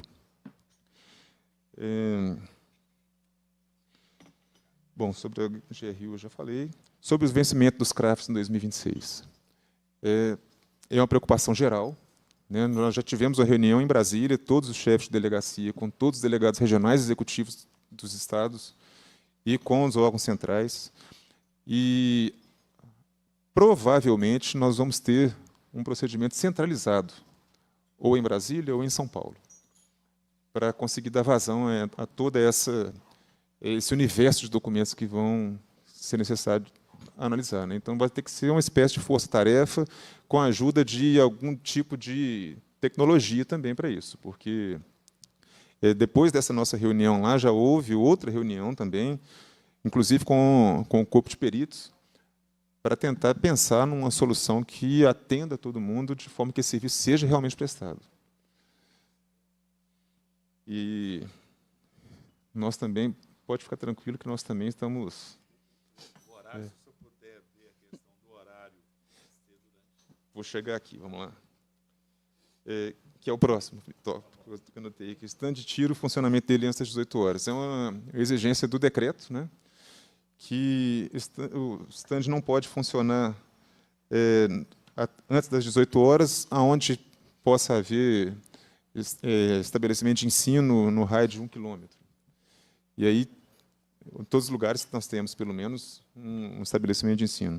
É uma questão que eu mesmo questionei na época o órgão central, se haveria alguma interpretação que pudesse mitigar essa restrição, mas não houve. Então, enquanto o decreto estiver em vigor dessa forma, a gente não consegue mudar, né? Pois não, Sérgio. Doutor, nesse ponto, os testes eles são realizados com as armas dos instrutores credenciados. Então, se a permissão ocorresse, pelo menos nesse horário das 18 horas, que o instrutor pudesse realizar o teste, iria estar, inclusive, em consonância com as atividades da segurança privada. Por exemplo, nós tínhamos aqui um prédio no centro de Belo Horizonte, que no mesmo prédio funcionava uma escola de formação de vigilante e funcionava um clube de tiro. Então, qual é o aspecto lógico de que, no mesmo local, para uma atividade comercial distinta da outra, poder dar tiro e da outra não? Então, assim, nesse ponto, se o senhor pudesse depois propor lá, era o seguinte: não iria estar ferindo o espírito do decreto, porque não haveria circulação de arma, haveria tão somente aquela do próprio instrutor credenciado, porque se não for feito isso, por mais que centralize em um único local, igual o senhor falou, a quantidade de testes de tiro a serem realizados e nos horários disponíveis, são 4 horas por dia no período noturno, não vai dar vazão para essa quantidade. Então, isso é uma questão assim, de necessidade funcional para a solução de um problema. Então, vou sugestão, tá? eu vou devolver uma sugestão, vou fazer um pedido. Como uma decisão que não depende da nossa intervenção local, eu vou pedir que isso seja formalizado por um ofício, para que o órgão central se manifeste, porque nós não podemos ser diferentes do resto do país. Tá bom? Nós faremos também através de requerimento, aí o senhor sabe, vai ser quem? A quem nós formalizamos? O diretor-geral da Polícia Federal? Não, se quiserem podem encaminhar para mim, que eu mesmo encaminho para a nossa coordenação geral, Sargento Coordenação Geral de Rodrigues. Controle de Arma de Fogo. Sargento Rodrigues. Caminhamos para a superintendência, então, aqui. Só uma colocação, já que Pois vocês vão não. fazer esse pedido. Também seria importante, talvez, tirar o prazo de 72 horas para a marcação do exame psicológico e o exame teste-tiro. Anteriormente, a gente não precisava desse prazo de 72 horas no que tangia aos CACs. Não tinha essa exigência, passou a ser feita. Talvez também a gente não ter essa obrigatoriedade de comunicar com 72 horas de antecedência também agilize nessa questão aí do processo. Isso já não é possível, porque nós precisamos saber da aplicação daquele teste para fins de, eventualmente, fazer uma fiscalização no Instituto de Armamento e Tiro. Posso apresentar uma sugestão? Uma sugestão. Sérgio, microfone. Uma sugestão, pelo menos no que diz respeito ao teste de capacidade técnica. Hoje, o Exército ele já obriga que toda a entrada e saída do atirador que vai fazer atividade de tiro, ele tem que se submeter ao reconhecimento facial. E isso ali é obrigado a ficar à disposição. Então, hoje em dia, todas as pessoas que vão num clube de tiro realizar atividade de tiro, ele tem o facial dele registrado da entrada e da saída. Então, nesse teste, se for o caso, é possível aproveitar, determinar que também se faça o reconhecimento facial da entrada e da saída para fins de aplicação do teste. Fica a sugestão. Okay. Pode continuar, doutor. Bom, em relação ao porte de arma, para CACs, lojistas e donos de clube de tiro, né? Infelizmente, também nós temos algumas diretrizes centrais para observar, né? E o entendimento hoje é que a própria legislação, se a legislação contemplasse essas categorias, estariam explícitos na lei. Esse é o entendimento do órgão central e que nós estamos subordinados tecnicamente para acompanhar. Então, infelizmente, enquanto for sob a égide do decreto 11.615, nós vamos ter que observar dessa forma. Então, só para não me alongar muito, acho que já escutei umas 2 campainhas aqui também. Parou até de soar a campainha. Está em andamento o desenvolvimento do SINARM 3. Espera-se que esse novo sistema seja um Sinarme só, né, que contemple todas as questões relacionadas às armas, do acervo defesa pessoal, acervo atirador, acervo caçador, colecionador, que esse sistema dialogue entre si, né, todas essas nuances das questões relacionadas a armas de fogo, e que funcione de uma forma que nos ajude também a realizar esse controle da atividade da forma mais eficiente, mais adequada para o cidadão. Tenho certeza que nós ainda estamos no início desse serviço, a instituição ainda está amadurecendo, e a nossa expectativa, talvez não aconteça, eu acredito aqui que muitos se lembrem da época do passaporte, quando o passaporte funcionava lá no prédio da superintendência, lá no Alto do Gutierrez, quando era aquele documento verde, com pouca segurança. O senhor lembra desse passaporte verde?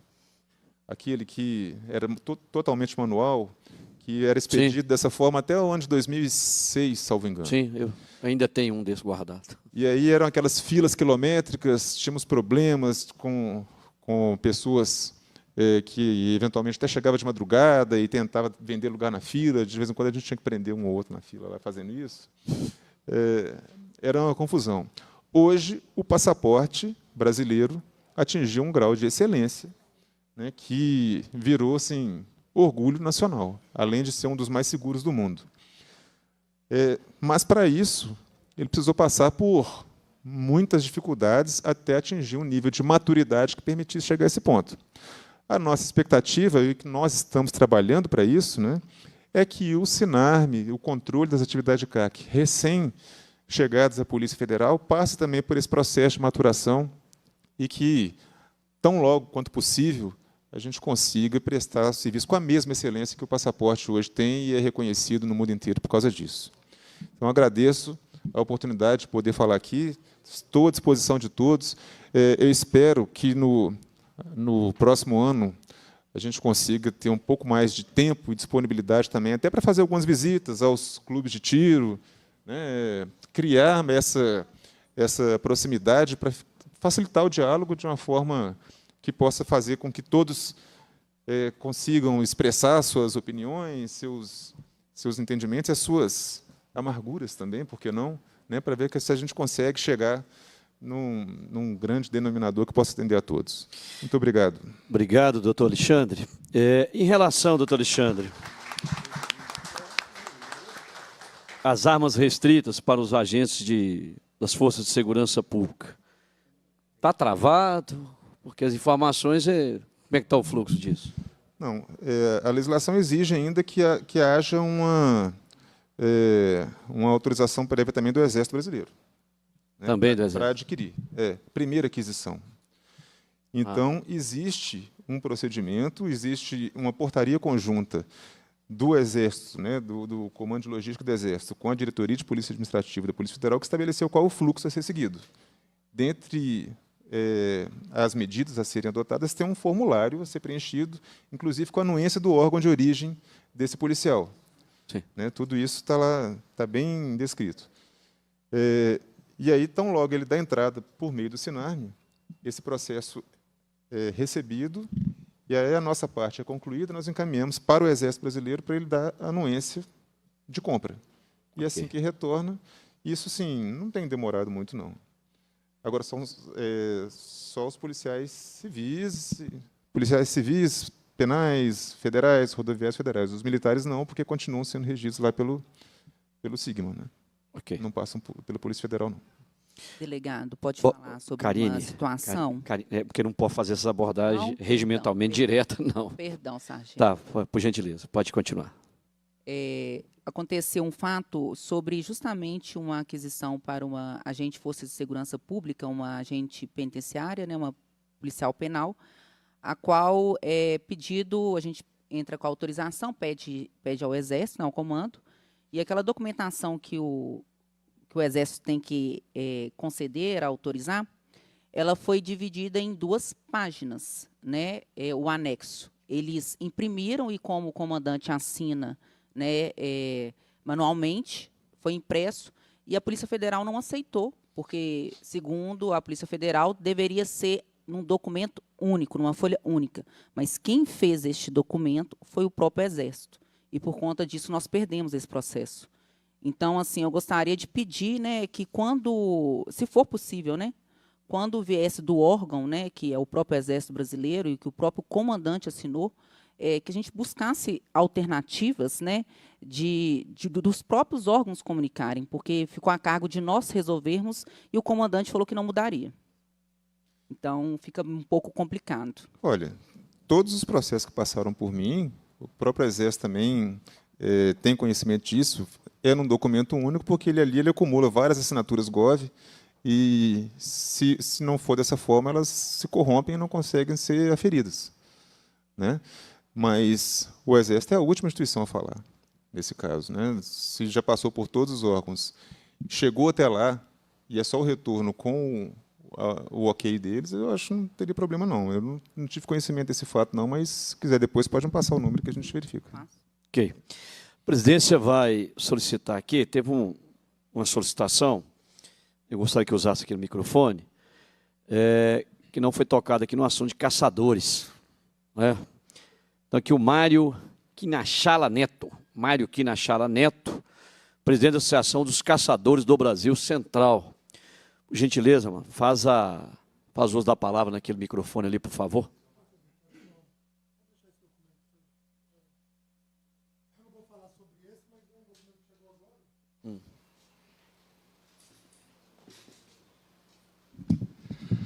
Boa tarde, eu vou dispensar as formalidades para tentar ser bem breve. Esse documento que eu apresentei é um modelo de CRAF que eu desconhecia, que foi emitido hoje pela Polícia Federal, né? Ele é completamente diferente, e aí não é sobre isso que eu vou falar, mas só para aproveitar o gancho do Odair, que o que falta para a gente é segurança. A gente não conhece nem como são os documentos que vai vir hoje da Polícia Federal, e vem documentos realmente muito diferentes do que a gente está acostumado, a gente não sabe como lidar com isso. Mas falando da questão de caça, sem sombra de dúvidas, hoje eu acho que é a área dos CACs que dá mais insegurança jurídica. Nós saímos de casa depois de cumprir rigorosamente tudo que precisa ser feito, e eu só tenho medo hoje de não voltar, ou pior, de voltar preso para casa. A gente vê a Polícia Militar, especialmente, né, a Polícia Rodoviária Militar, você viu um boné branco, você tem que cortar a volta, porque a chance de problema é grande. Desculpa o desabafo, mas é de uma pessoa que vive isso na prática do dia a dia. O Rafael Salerno, meu amigo aqui da rede, aqui tem Javali, está aqui. E o que são os principais problemas? As guias de tráfego. As guias de tráfego vencem com 6 meses, e em 6 meses elas não ficam prontas. E o pior, ela é condicionada ao local autorizado pelo IBAMA. Esse local, para ser autorizado pelo IBAMA, a gente tem que pegar do produtor rural o número do CAR da propriedade, CPF, todos os dados, e fazer os documentos prévios no IBAMA. Supondo que eu seja um cara muito organizado e faça das 20 fazendas no entorno da fazenda principal que eu vou fazer um manejo de javali. O meu cachorro não conhece cerco, o javali muito menos, e a grande maioria das extensões rurais hoje não tem divisas, não tem cerca. As áreas de lavoura ou de cana são todas emendadas. Nem o próprio proprietário, muitas das vezes, não conhece mais o limite dessas propriedades. Aí eu estou no campo ali exercendo uma atividade que, diga-se de passagem, é de interesse de todos. E aí gostaria de parabenizar, né, o nosso deputado estadual, Leonídio Bolsas, que aprovou recentemente aqui na Assembleia o projeto de lei estadual para o controle de javali, porque é uma praga, um animal exótico, traz prejuízo, realmente precisa de ser controlado. Está igualzinho o PL do deputado Caporeso, né? Falta só ser sancionado pelo governador. Então, nós precisamos de ter um pouco de segurança. Meu cachorro saiu da área que eu estou fazendo o manejo. Eu vou deixar minhas armas na propriedade que eu tenho autorização e vou ser preso por omissão de cautela, ou eu vou entrar na outra propriedade mesmo com as armas desmuniciadas e não vou estar contemplado pela guia num local que eu não tenho autorização? Então, a verdade é que parece que criaram uma arapuca, e a gente, que somos o maior projeto ambiental voluntário do mundo, que são os controladores de javali, sofremos mais do que ninguém essa insegurança jurídica. A gente sai de casa todos os dias com medo de ser preso, cumprindo todos os requerimentos legais. Obrigado. Obrigado, Mário. Nesse exemplo dado aqui, viu, Mário? Eu falei para o doutor Alexandre que há bom senso. Acima de tudo, bom senso. Porque se você larga as armas, omissão na cautela. Se você leva, porte legal de arma, aí como é que faz? Pois não, doutor? A respeito desse documento, é um CRAF foi expedido pela superintendência em Goiás, certo? é aquilo que eu estava dizendo aqui. Hoje, nós não temos condições, as unidades especializadas não conseguem incluir as informações no RegulaCAC. Então, certamente, isso aí foi em razão de uma transferência de arma feita entre CACs, que teve que ser feita a alteração no sistema via Brasília, mas o sistema não consegue gerar um CRAF. Então, esse é o CRAF manual. Provavelmente, ele vai ser apresentado nacionalmente com esse padrão aí mesmo. Já houve uma sinalização da diretoria, da divisão de controle de CAC em Brasília, que vai ser esse padrão aí que nós vamos usar. Eu mesmo já expedi uns 2 ou 3 desse aí. Bom? Ok.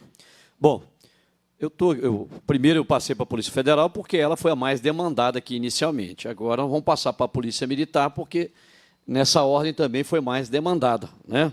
Então, passo a palavra ao Coronel Alisson Claudino Câmara dos Santos, que é o diretor de operações da Polícia Militar de Minas Gerais. Comandante, o senhor tem a palavra. Excelentíssimo senhor deputado Sargento Rodrigues, meus cumprimentos. Na pessoa do senhor que nos anfitriona, eu estendo os meus cumprimentos aos componentes da mesa, a esta plateia e aos que nos assistem pela TV Assembleia. Senhor Mário, diz a psicanálise que satisfação não pedida é denúncia. Eu vou dar uma satisfação sem, contudo, incorrer em denúncia. A Polícia Militar, e eu, enquanto diretor de operações, eu posso falar em nome da instituição, nós enxergamos os senhores e senhoras como amigos. Sabe? São amigos. E, pelo que eu percebi, a demanda maior, ela circunda as questões de processos, não é verdade? E eu quero também dar uma satisfação no seguinte aspecto. A atuação, e o senhor deputado, como sargento da PM, compreende bem, existem ocorrências da Polícia Militar que elas são extremamente simpáticas. Por exemplo, desengasgar um bebê, né, quando somos, às vezes, procurados por uma mãe, um familiar, entre outras. E existem ocorrências muito antipáticas.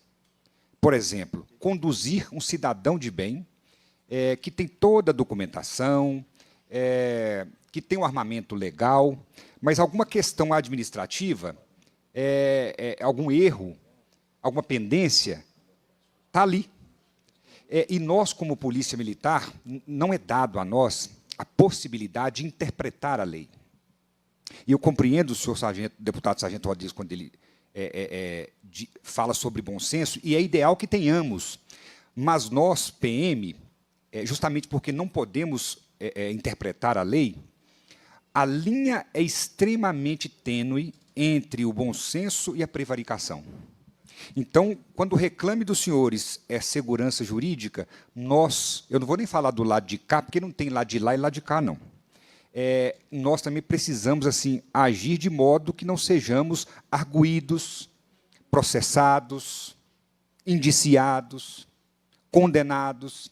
Então, assim, eu até entendi que as demandas com relação à PM foram até bem menores, mas eu gostaria de falar o óbvio, né, que nós enxergamos os CACs como amigos, né, até respondendo a senhora Karine.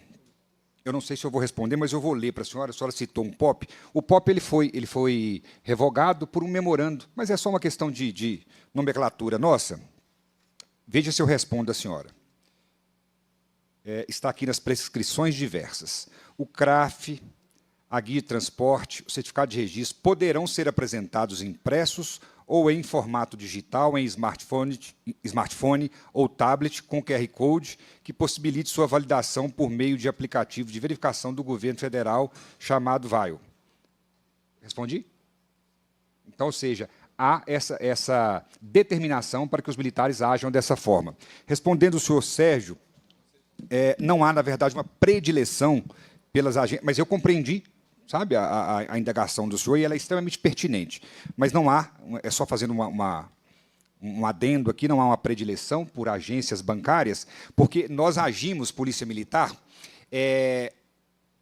com previdência, mas baseado no presente. Então, a gente tenta enxergar o futuro, mas baseado no que ocorre no presente. Então, como as demandas, as explosões de caixa eletrônica, que, graças a Deus, reduziram, foram uma esse ano, então, houve um momento em que nós voltávamos as atenções para essas instituições, né? Mas não quer dizer que a desídia para com as lojas, né, que, como o senhor bem disse, abrigam um arsenal. É até bom, é até interessante a gente não ficar contando isso, né?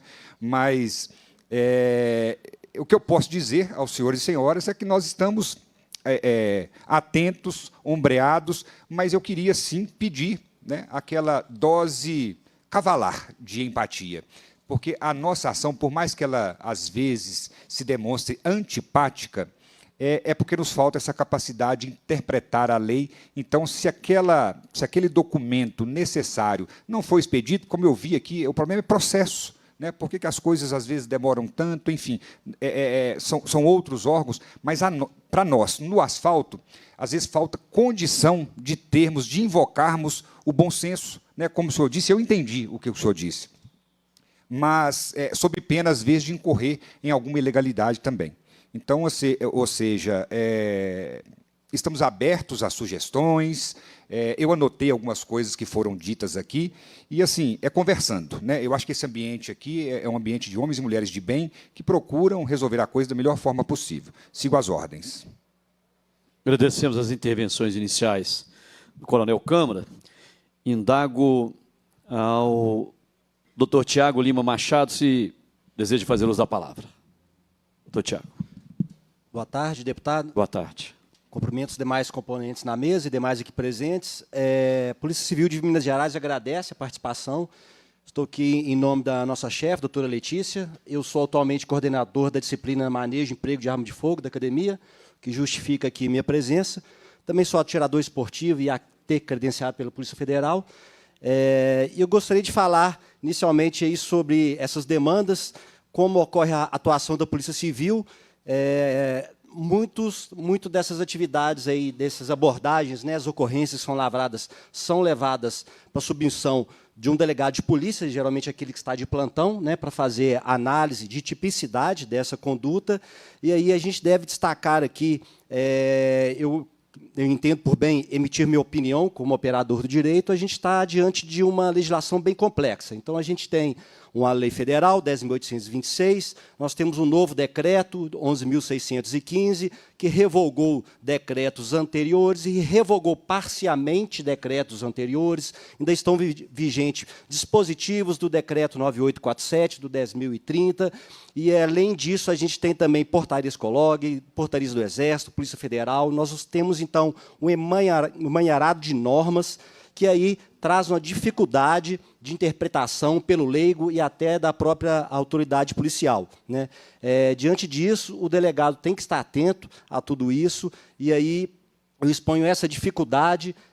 A gente, quando se trata de porte ilegal de arma, a gente tem os artigos 12, 14 e 16 da Lei 10.826, e a gente trata lá, vou dar um exemplo aqui, não só com o porte da arma de fogo, mas do acessório. Né? E aí, de repente, aquela ocorrência envolve aí a condução de um carregador, de um cano de arma, de um conjunto de mira. E isso é um acessório ou não é? Isso é um produto controlado? Qual a norma que vai falar que isso aí é um acessório, que aquela pessoa conduzida deve ser autuada em flagrante? Né? E aí a subjetividade, o excesso de normas leva essa complexidade do tratamento do delegado, do policial que está lidando com isso. Então, e outro lado, né, eu faço meu desabafo aqui como o doutor Flávio, né, eu como delegado de polícia, como operador do direito, eu não quero autuar em flagrante o indivíduo que tem uma arma e esqueceu de renovar o registro. Né? E aí fica a pergunta, qual o alcance da norma jurídica? O crime de porte ilegal de arma, ele na minha opinião, para o traficante, para o integrante de organização criminosa, para o homicida. E aí o esquecimento de um prazo de validade, a emissão de um documento que foi feita errada, torna essa pessoa, de um dia para a noite, um criminoso. Né? E aí eu digo que diversos tipos de interpretação que podem ser dados e excesso de legislação trazem que eventualmente ocorrência de injustiça, né, mas a Polícia Civil atua aí na recepção dessas ocorrências, avaliando de uma forma muito inteligente e com base em parâmetros legais para tentar definir se está diante de uma conduta típica e levar à apreciação do Ministério Público e Poder Judiciário, né. Em segundo plano, deputado, eu queria falar sobre as escolas de tiro, né. Eu ressalto, assim como docente na área, a importância dos clubes de tiro. O policial, enquanto ele não tem à disposição um treinamento na academia de polícia, é no clube de tiro que ele vai treinar. E no interior também a gente conta muito com o auxílio dos clubes de tiro que cedem espaço para a realização do nosso treinamento. E para finalizar, a Polícia Civil se coloca à disposição para as demandas que surgirem aí que possam ser encaminhadas. Obrigado. Agradecemos as considerações do Dr. Tiago de Lima Machado. Passamos a palavra ao senhor Marco Aurélio Matos da Costa, diretor-geral da Academia Estadual de Segurança Pública. O senhor tem a palavra. Boa tarde a todos.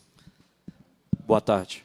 Cumprimento o deputado Sargento Rodrigues, em nome de quem estendo aos outros integrantes aqui da mesa. Deputado, eu estou aqui nessa audiência muito confortável por estar no meio de pessoas amigas aqui, né? Eu já convivo no mundo do tiro desde 2004, quando eu iniciei a minha carreira como instrutor da Academia de Polícia Civil aqui do Estado. Então, já tenho aí 21 anos lidando com o tiro. E, por tal motivo, fico extremamente confortável e feliz em representar o secretário Rogério Greco aqui nessa audiência. Como todos vocês sabem, a Karina, o Sérgio, a Secretaria e os demais, a Secretaria de Segurança, ela está sempre de portas abertas para os CACs. Nós estamos tentando trabalhar juntos para achar algumas soluções para que a atividade do tiro esportivo, né, desportivo aqui no nosso país não morra, né, doutor Flávio? Porque o que vocês sofrem é realmente um verdadeiro calvário. O camarada, para ser CAC, ele tem que ter muita resiliência. Vocês ficam esperando documentações aí há 2, 3, 4, 5, 6 meses, né? Enfrentam insegurança jurídica, sim. Não é culpa de ninguém que está aqui, mas é o que está posto. A insegurança jurídica, ela existe. E quando vocês vão caçar, por exemplo, você não sabe se volta para casa em liberdade, mesmo tendo tudo ali, né? Todas as documentações necessárias. E aí, eu, de forma bem sucinta, mas de imediato aqui, eu quero quebrar uma falsa narrativa, que é aquela que dizem que onde há mais armas, há mais crimes. Isso é uma mentira da parcela desarmamentista da sociedade. Tudo bem o cara ser desarmamentista, nós somos armamentistas e tem outra parte desarmamentista. Mas quando se lança essa ideia para a mídia e as pessoas compram, fica parecendo que a culpa do alto índice de criminalidade que nós estamos enfrentando no Brasil é dos CACs. Quem, em sã consciência, considera que o CAC compra armas para o crime organizado, aqueles terroristas criminais, né, ou os narcoterroristas do Rio de Janeiro, onde foi na última operação no Complexo da Maré, onde foram apreendidos aí 101 fuzis. Qual fuzil daquele veio de algum CAC? Nenhum fuzil. Ali teve 5 mortes, deputado. 4 mortes no mesmo dia e um policial que estava internado acabou morrendo semana passada. Um delegado teve a perna amputada naquela operação. Então, as vítimas que tiveram ali foram os policiais. Não teve mais nenhuma outra vítima. E aquelas armas eram todas armas ilegais. O tráfico, o narcotráfico, o narcoterrorismo, dificilmente vai cooptar um CAC para emprestar o seu CPF para comprar armas para o crime organizado. É muito mais fácil importar essas armas, buscar no Paraguai é muito mais barato. Buscar na Venezuela, importar peças dos Estados Unidos, fuzis que vêm da Rússia, é muito mais fácil, né? E quando se fala que tem quanto mais armas, mais crimes, a gente consegue destruir essa narrativa com uma simples análise de números. De 2018 a 2022, de acordo com o Fórum Brasileiro de Segurança Pública, nós caímos de 51 mil homicídios dolosos em 2018 para 34 mil homicídios dolosos em 2022. E esse período é exatamente o período quando o presidente Bolsonaro, à época, flexibilizou algumas regras, aumentando, então, a indústria armamentista legal. E criou-se cerca de 1 milhão aumentou-se em cerca de 1 milhão de CACs nessa época. Então, mesmo aumentando em 1 milhão de CACs, essa época de 2018 para 2022, a gente viu os números de homicídios caírem quase que pela metade. Aonde que está essa narrativa aí de onde tem mais armas, tem mais crimes? Os Estados Unidos são o país que mais sofrem os ataques ativos em seu solo, com aqueles massacres, por exemplo, escolares ou em espaços públicos. Os 3 estados, doutor Flávio, que mais sofrem ataques em solo americano são Califórnia, Texas e a Flórida. E os 3 tratam as políticas armamentistas de forma diferente. A Califórnia é extremamente restritiva quanto ao uso de armamento, e ela vem em primeiro lugar, é o estado que mais sofreu de 2000 a 2024 ataques ativos, eles sofreram 64 ataques ativos.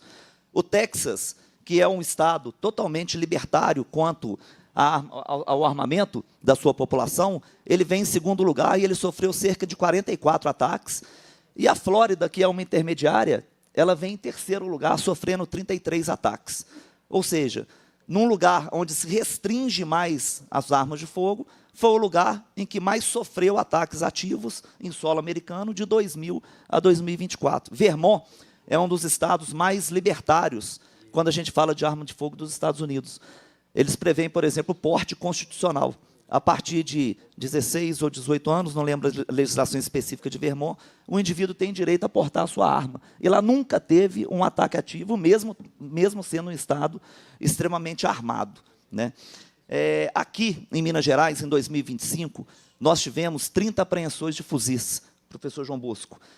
Quando a gente pesquisa o armazém do Redis, a gente consegue achar um número um pouco maior, cerca de 40 fuzis. Mas quando a gente pega o histórico e a gente vai fazer uma análise ali pormenorizada dos calibres nominais, muitas das vezes os policiais eles colocam ali de forma errada, então eu acabei excluindo algumas desses heads. Por exemplo, tem um fuzil .700 milímetros apreendido. Então eu excluí esse .700 milímetros porque o professor João Bosco, especialista em balística, o senhor conhece esse fuzil? Então, eu excluí, por exemplo, esse fuzil. Tem outro fuzil apreendido, por exemplo, .380, e eu fui excluindo e deixando ali o 762 por 51, o 762 por 39, 556 por 45, 223 Hamilton, e cheguei a um número de 30 fuzis apreendidos, coronel, aqui em Minas Gerais, em 2025.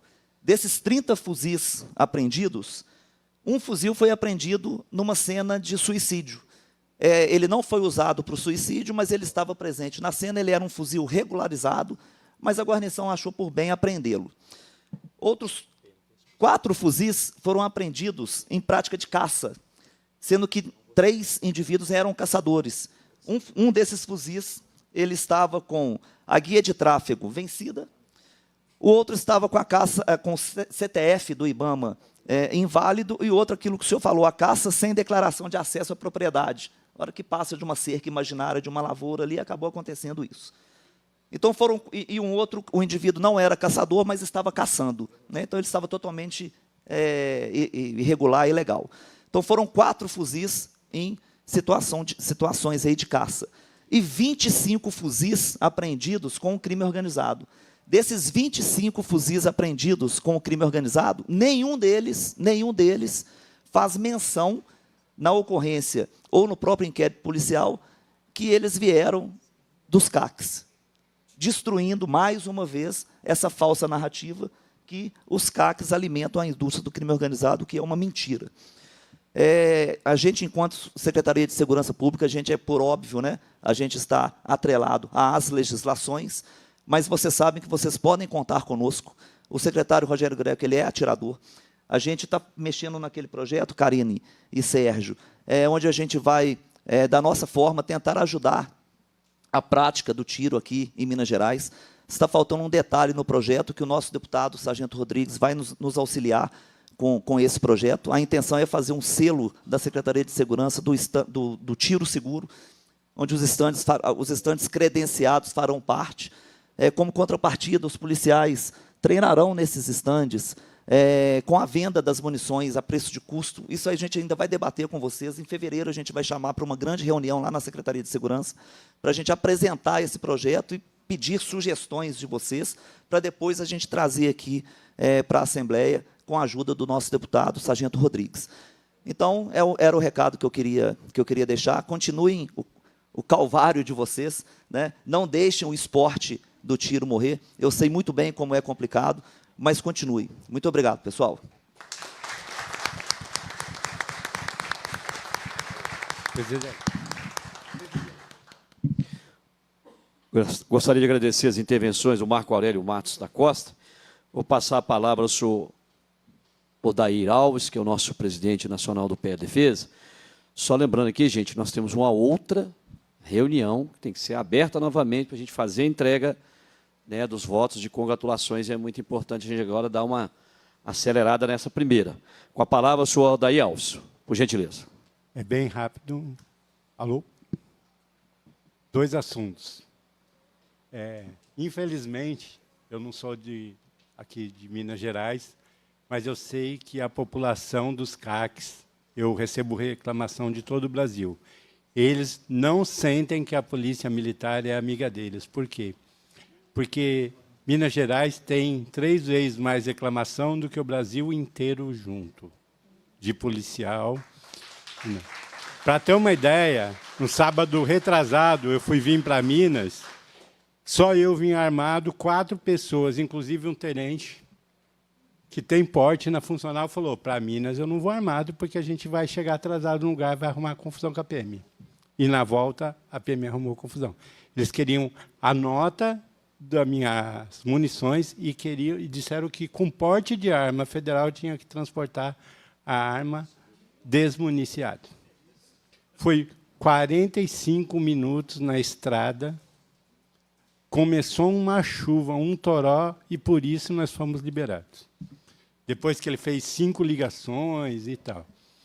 E eu não sei se os outros estados não reclamam, mas que chega perto só o Ceará de reclamações de que a polícia militar aqui exige coisa que não está na norma. Tanto é que em São Paulo nós não tivemos nenhum problema ainda com as guias que não saem o QR Code e nem quantidade de munições.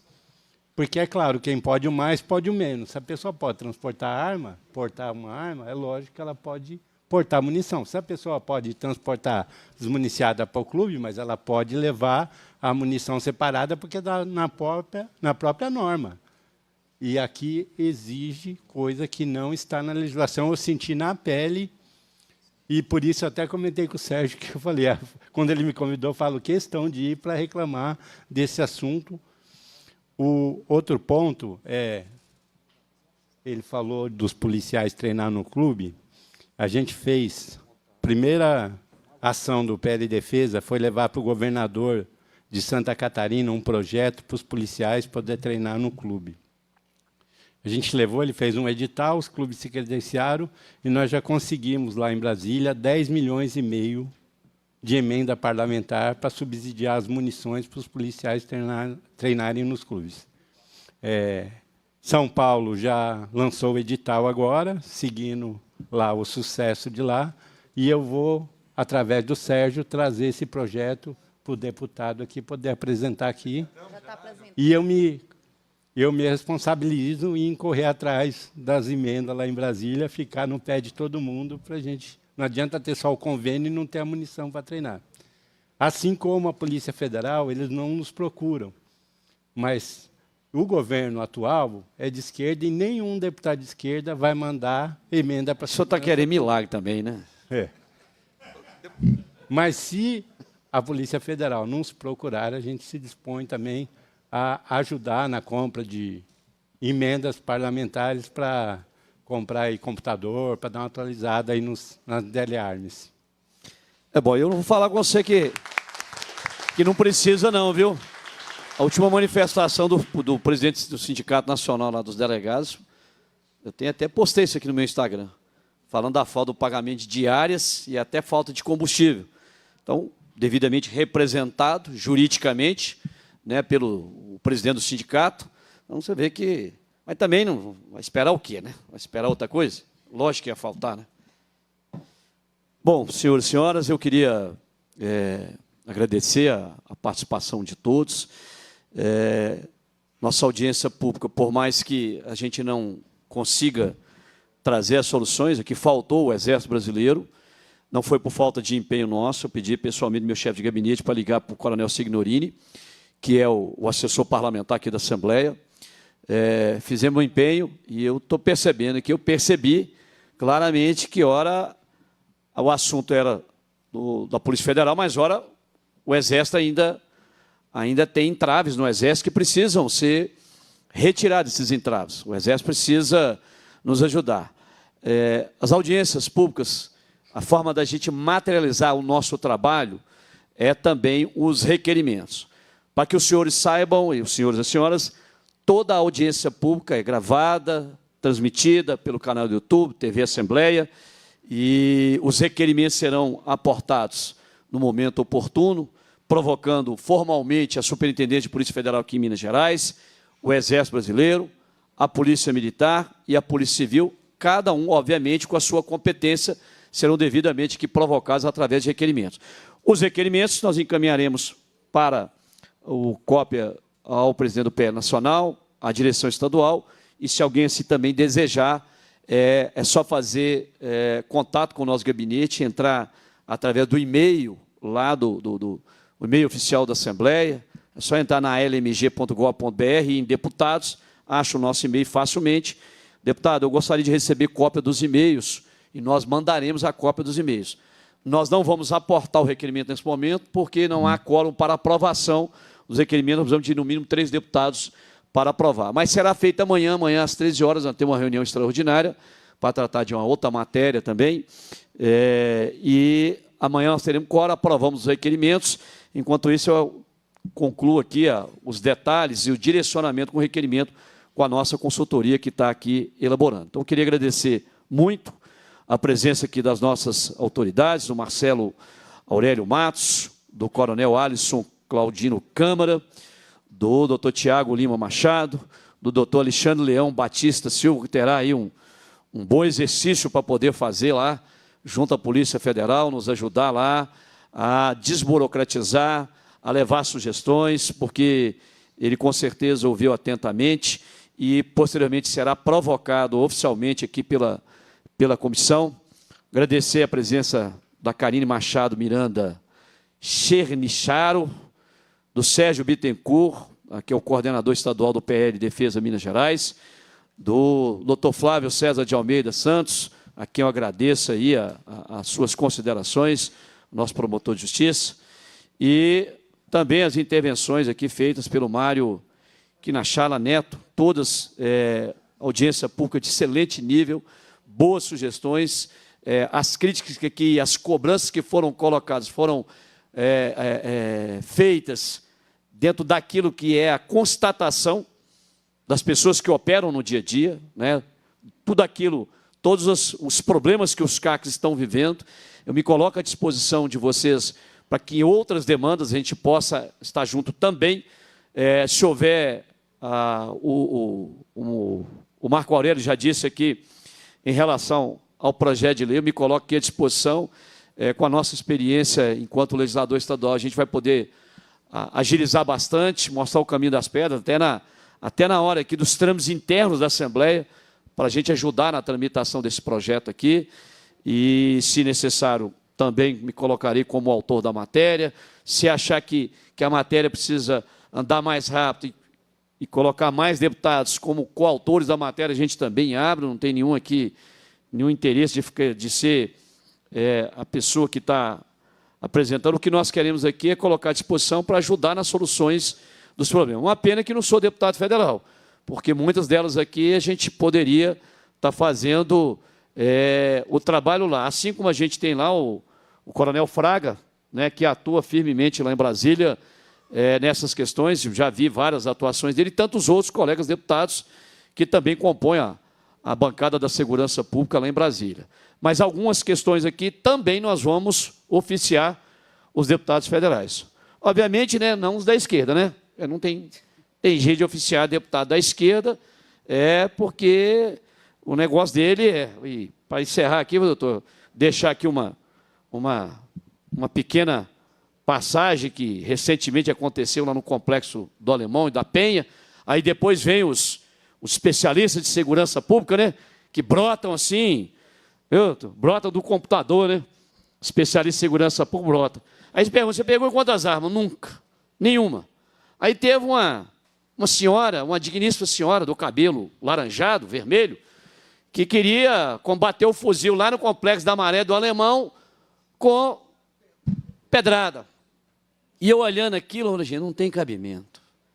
A pessoa quer combater fuzil lá com os caras tudo, né, trajando roupa camuflada, imitando as Forças Armadas, as Forças Especiais, e ela querendo dar pedrada para desarmar. Especialista. E o pior, eu descobri que foi minha professora no CRISP aqui do UFMG, né, e deu aula para mim de modelos de polícia de sociedade democrática. Mas pelo menos não estava com aquele estágio que ela está hoje, não. Não estava, não. Foi tranquilo, né? Deu aula para a doutora Letícia também, viu? A nossa chefe da Polícia Civil, a minha colega de pós-graduação e outros, né? A Coronel Estela do Bombeiro, né? Também foi colega lá de, né? O Coronel Eugênio foi comandante da academia, meu colega de turma também. O Tenente Coronel Alexandre estava na prefeitura, também meu colega de turma lá da pós, querendo encarar bandido com pedrada. Então, vê como é que esse mundo nosso está virado, né? Doutor que não quer que a gente faça um requerimento destinando pedras como um novo tipo de armamento para a Polícia Federal, né, doutor? Tem certeza que ninguém quer que a gente lute por isso aqui. Delegacia de Controle de Pedra, tá vendo? O trem aqui tá russo mesmo, tá difícil, né? Então, eu queria agradecer a presença de todas as autoridades. A presidência vai suspender os trabalhos e os senhores e as senhoras, caso queiram sair aqui, porque devem ter compromisso, se ausentarem da mesa, fiquem à vontade. E agradeço muito a presença de todos. Espero, doutor, que na próxima reunião que a gente fizer aqui na comissão, o senhor a gente discuta outros assuntos, que esses aqui o senhor consiga superar. O pedido que eu faço aqui, ajude os CACs lá na Polícia Federal, porque muitas das coisas a Polícia Federal pode fazer para ajudar. É o pedido que a gente faz, não é nem o aspecto formal, não, é um apelo do presidente da Comissão de Segurança Pública da Assembleia. Ajude os CACs. Os CACs são homens e mulheres honrados, pessoas sérias, pagadores de impostos, e que realmente está 100% dentro da lei. E se está 100% da lei, o que a polícia deve fazer é também ajudar. Estão suspensos o nosso trabalho. Muito obrigado.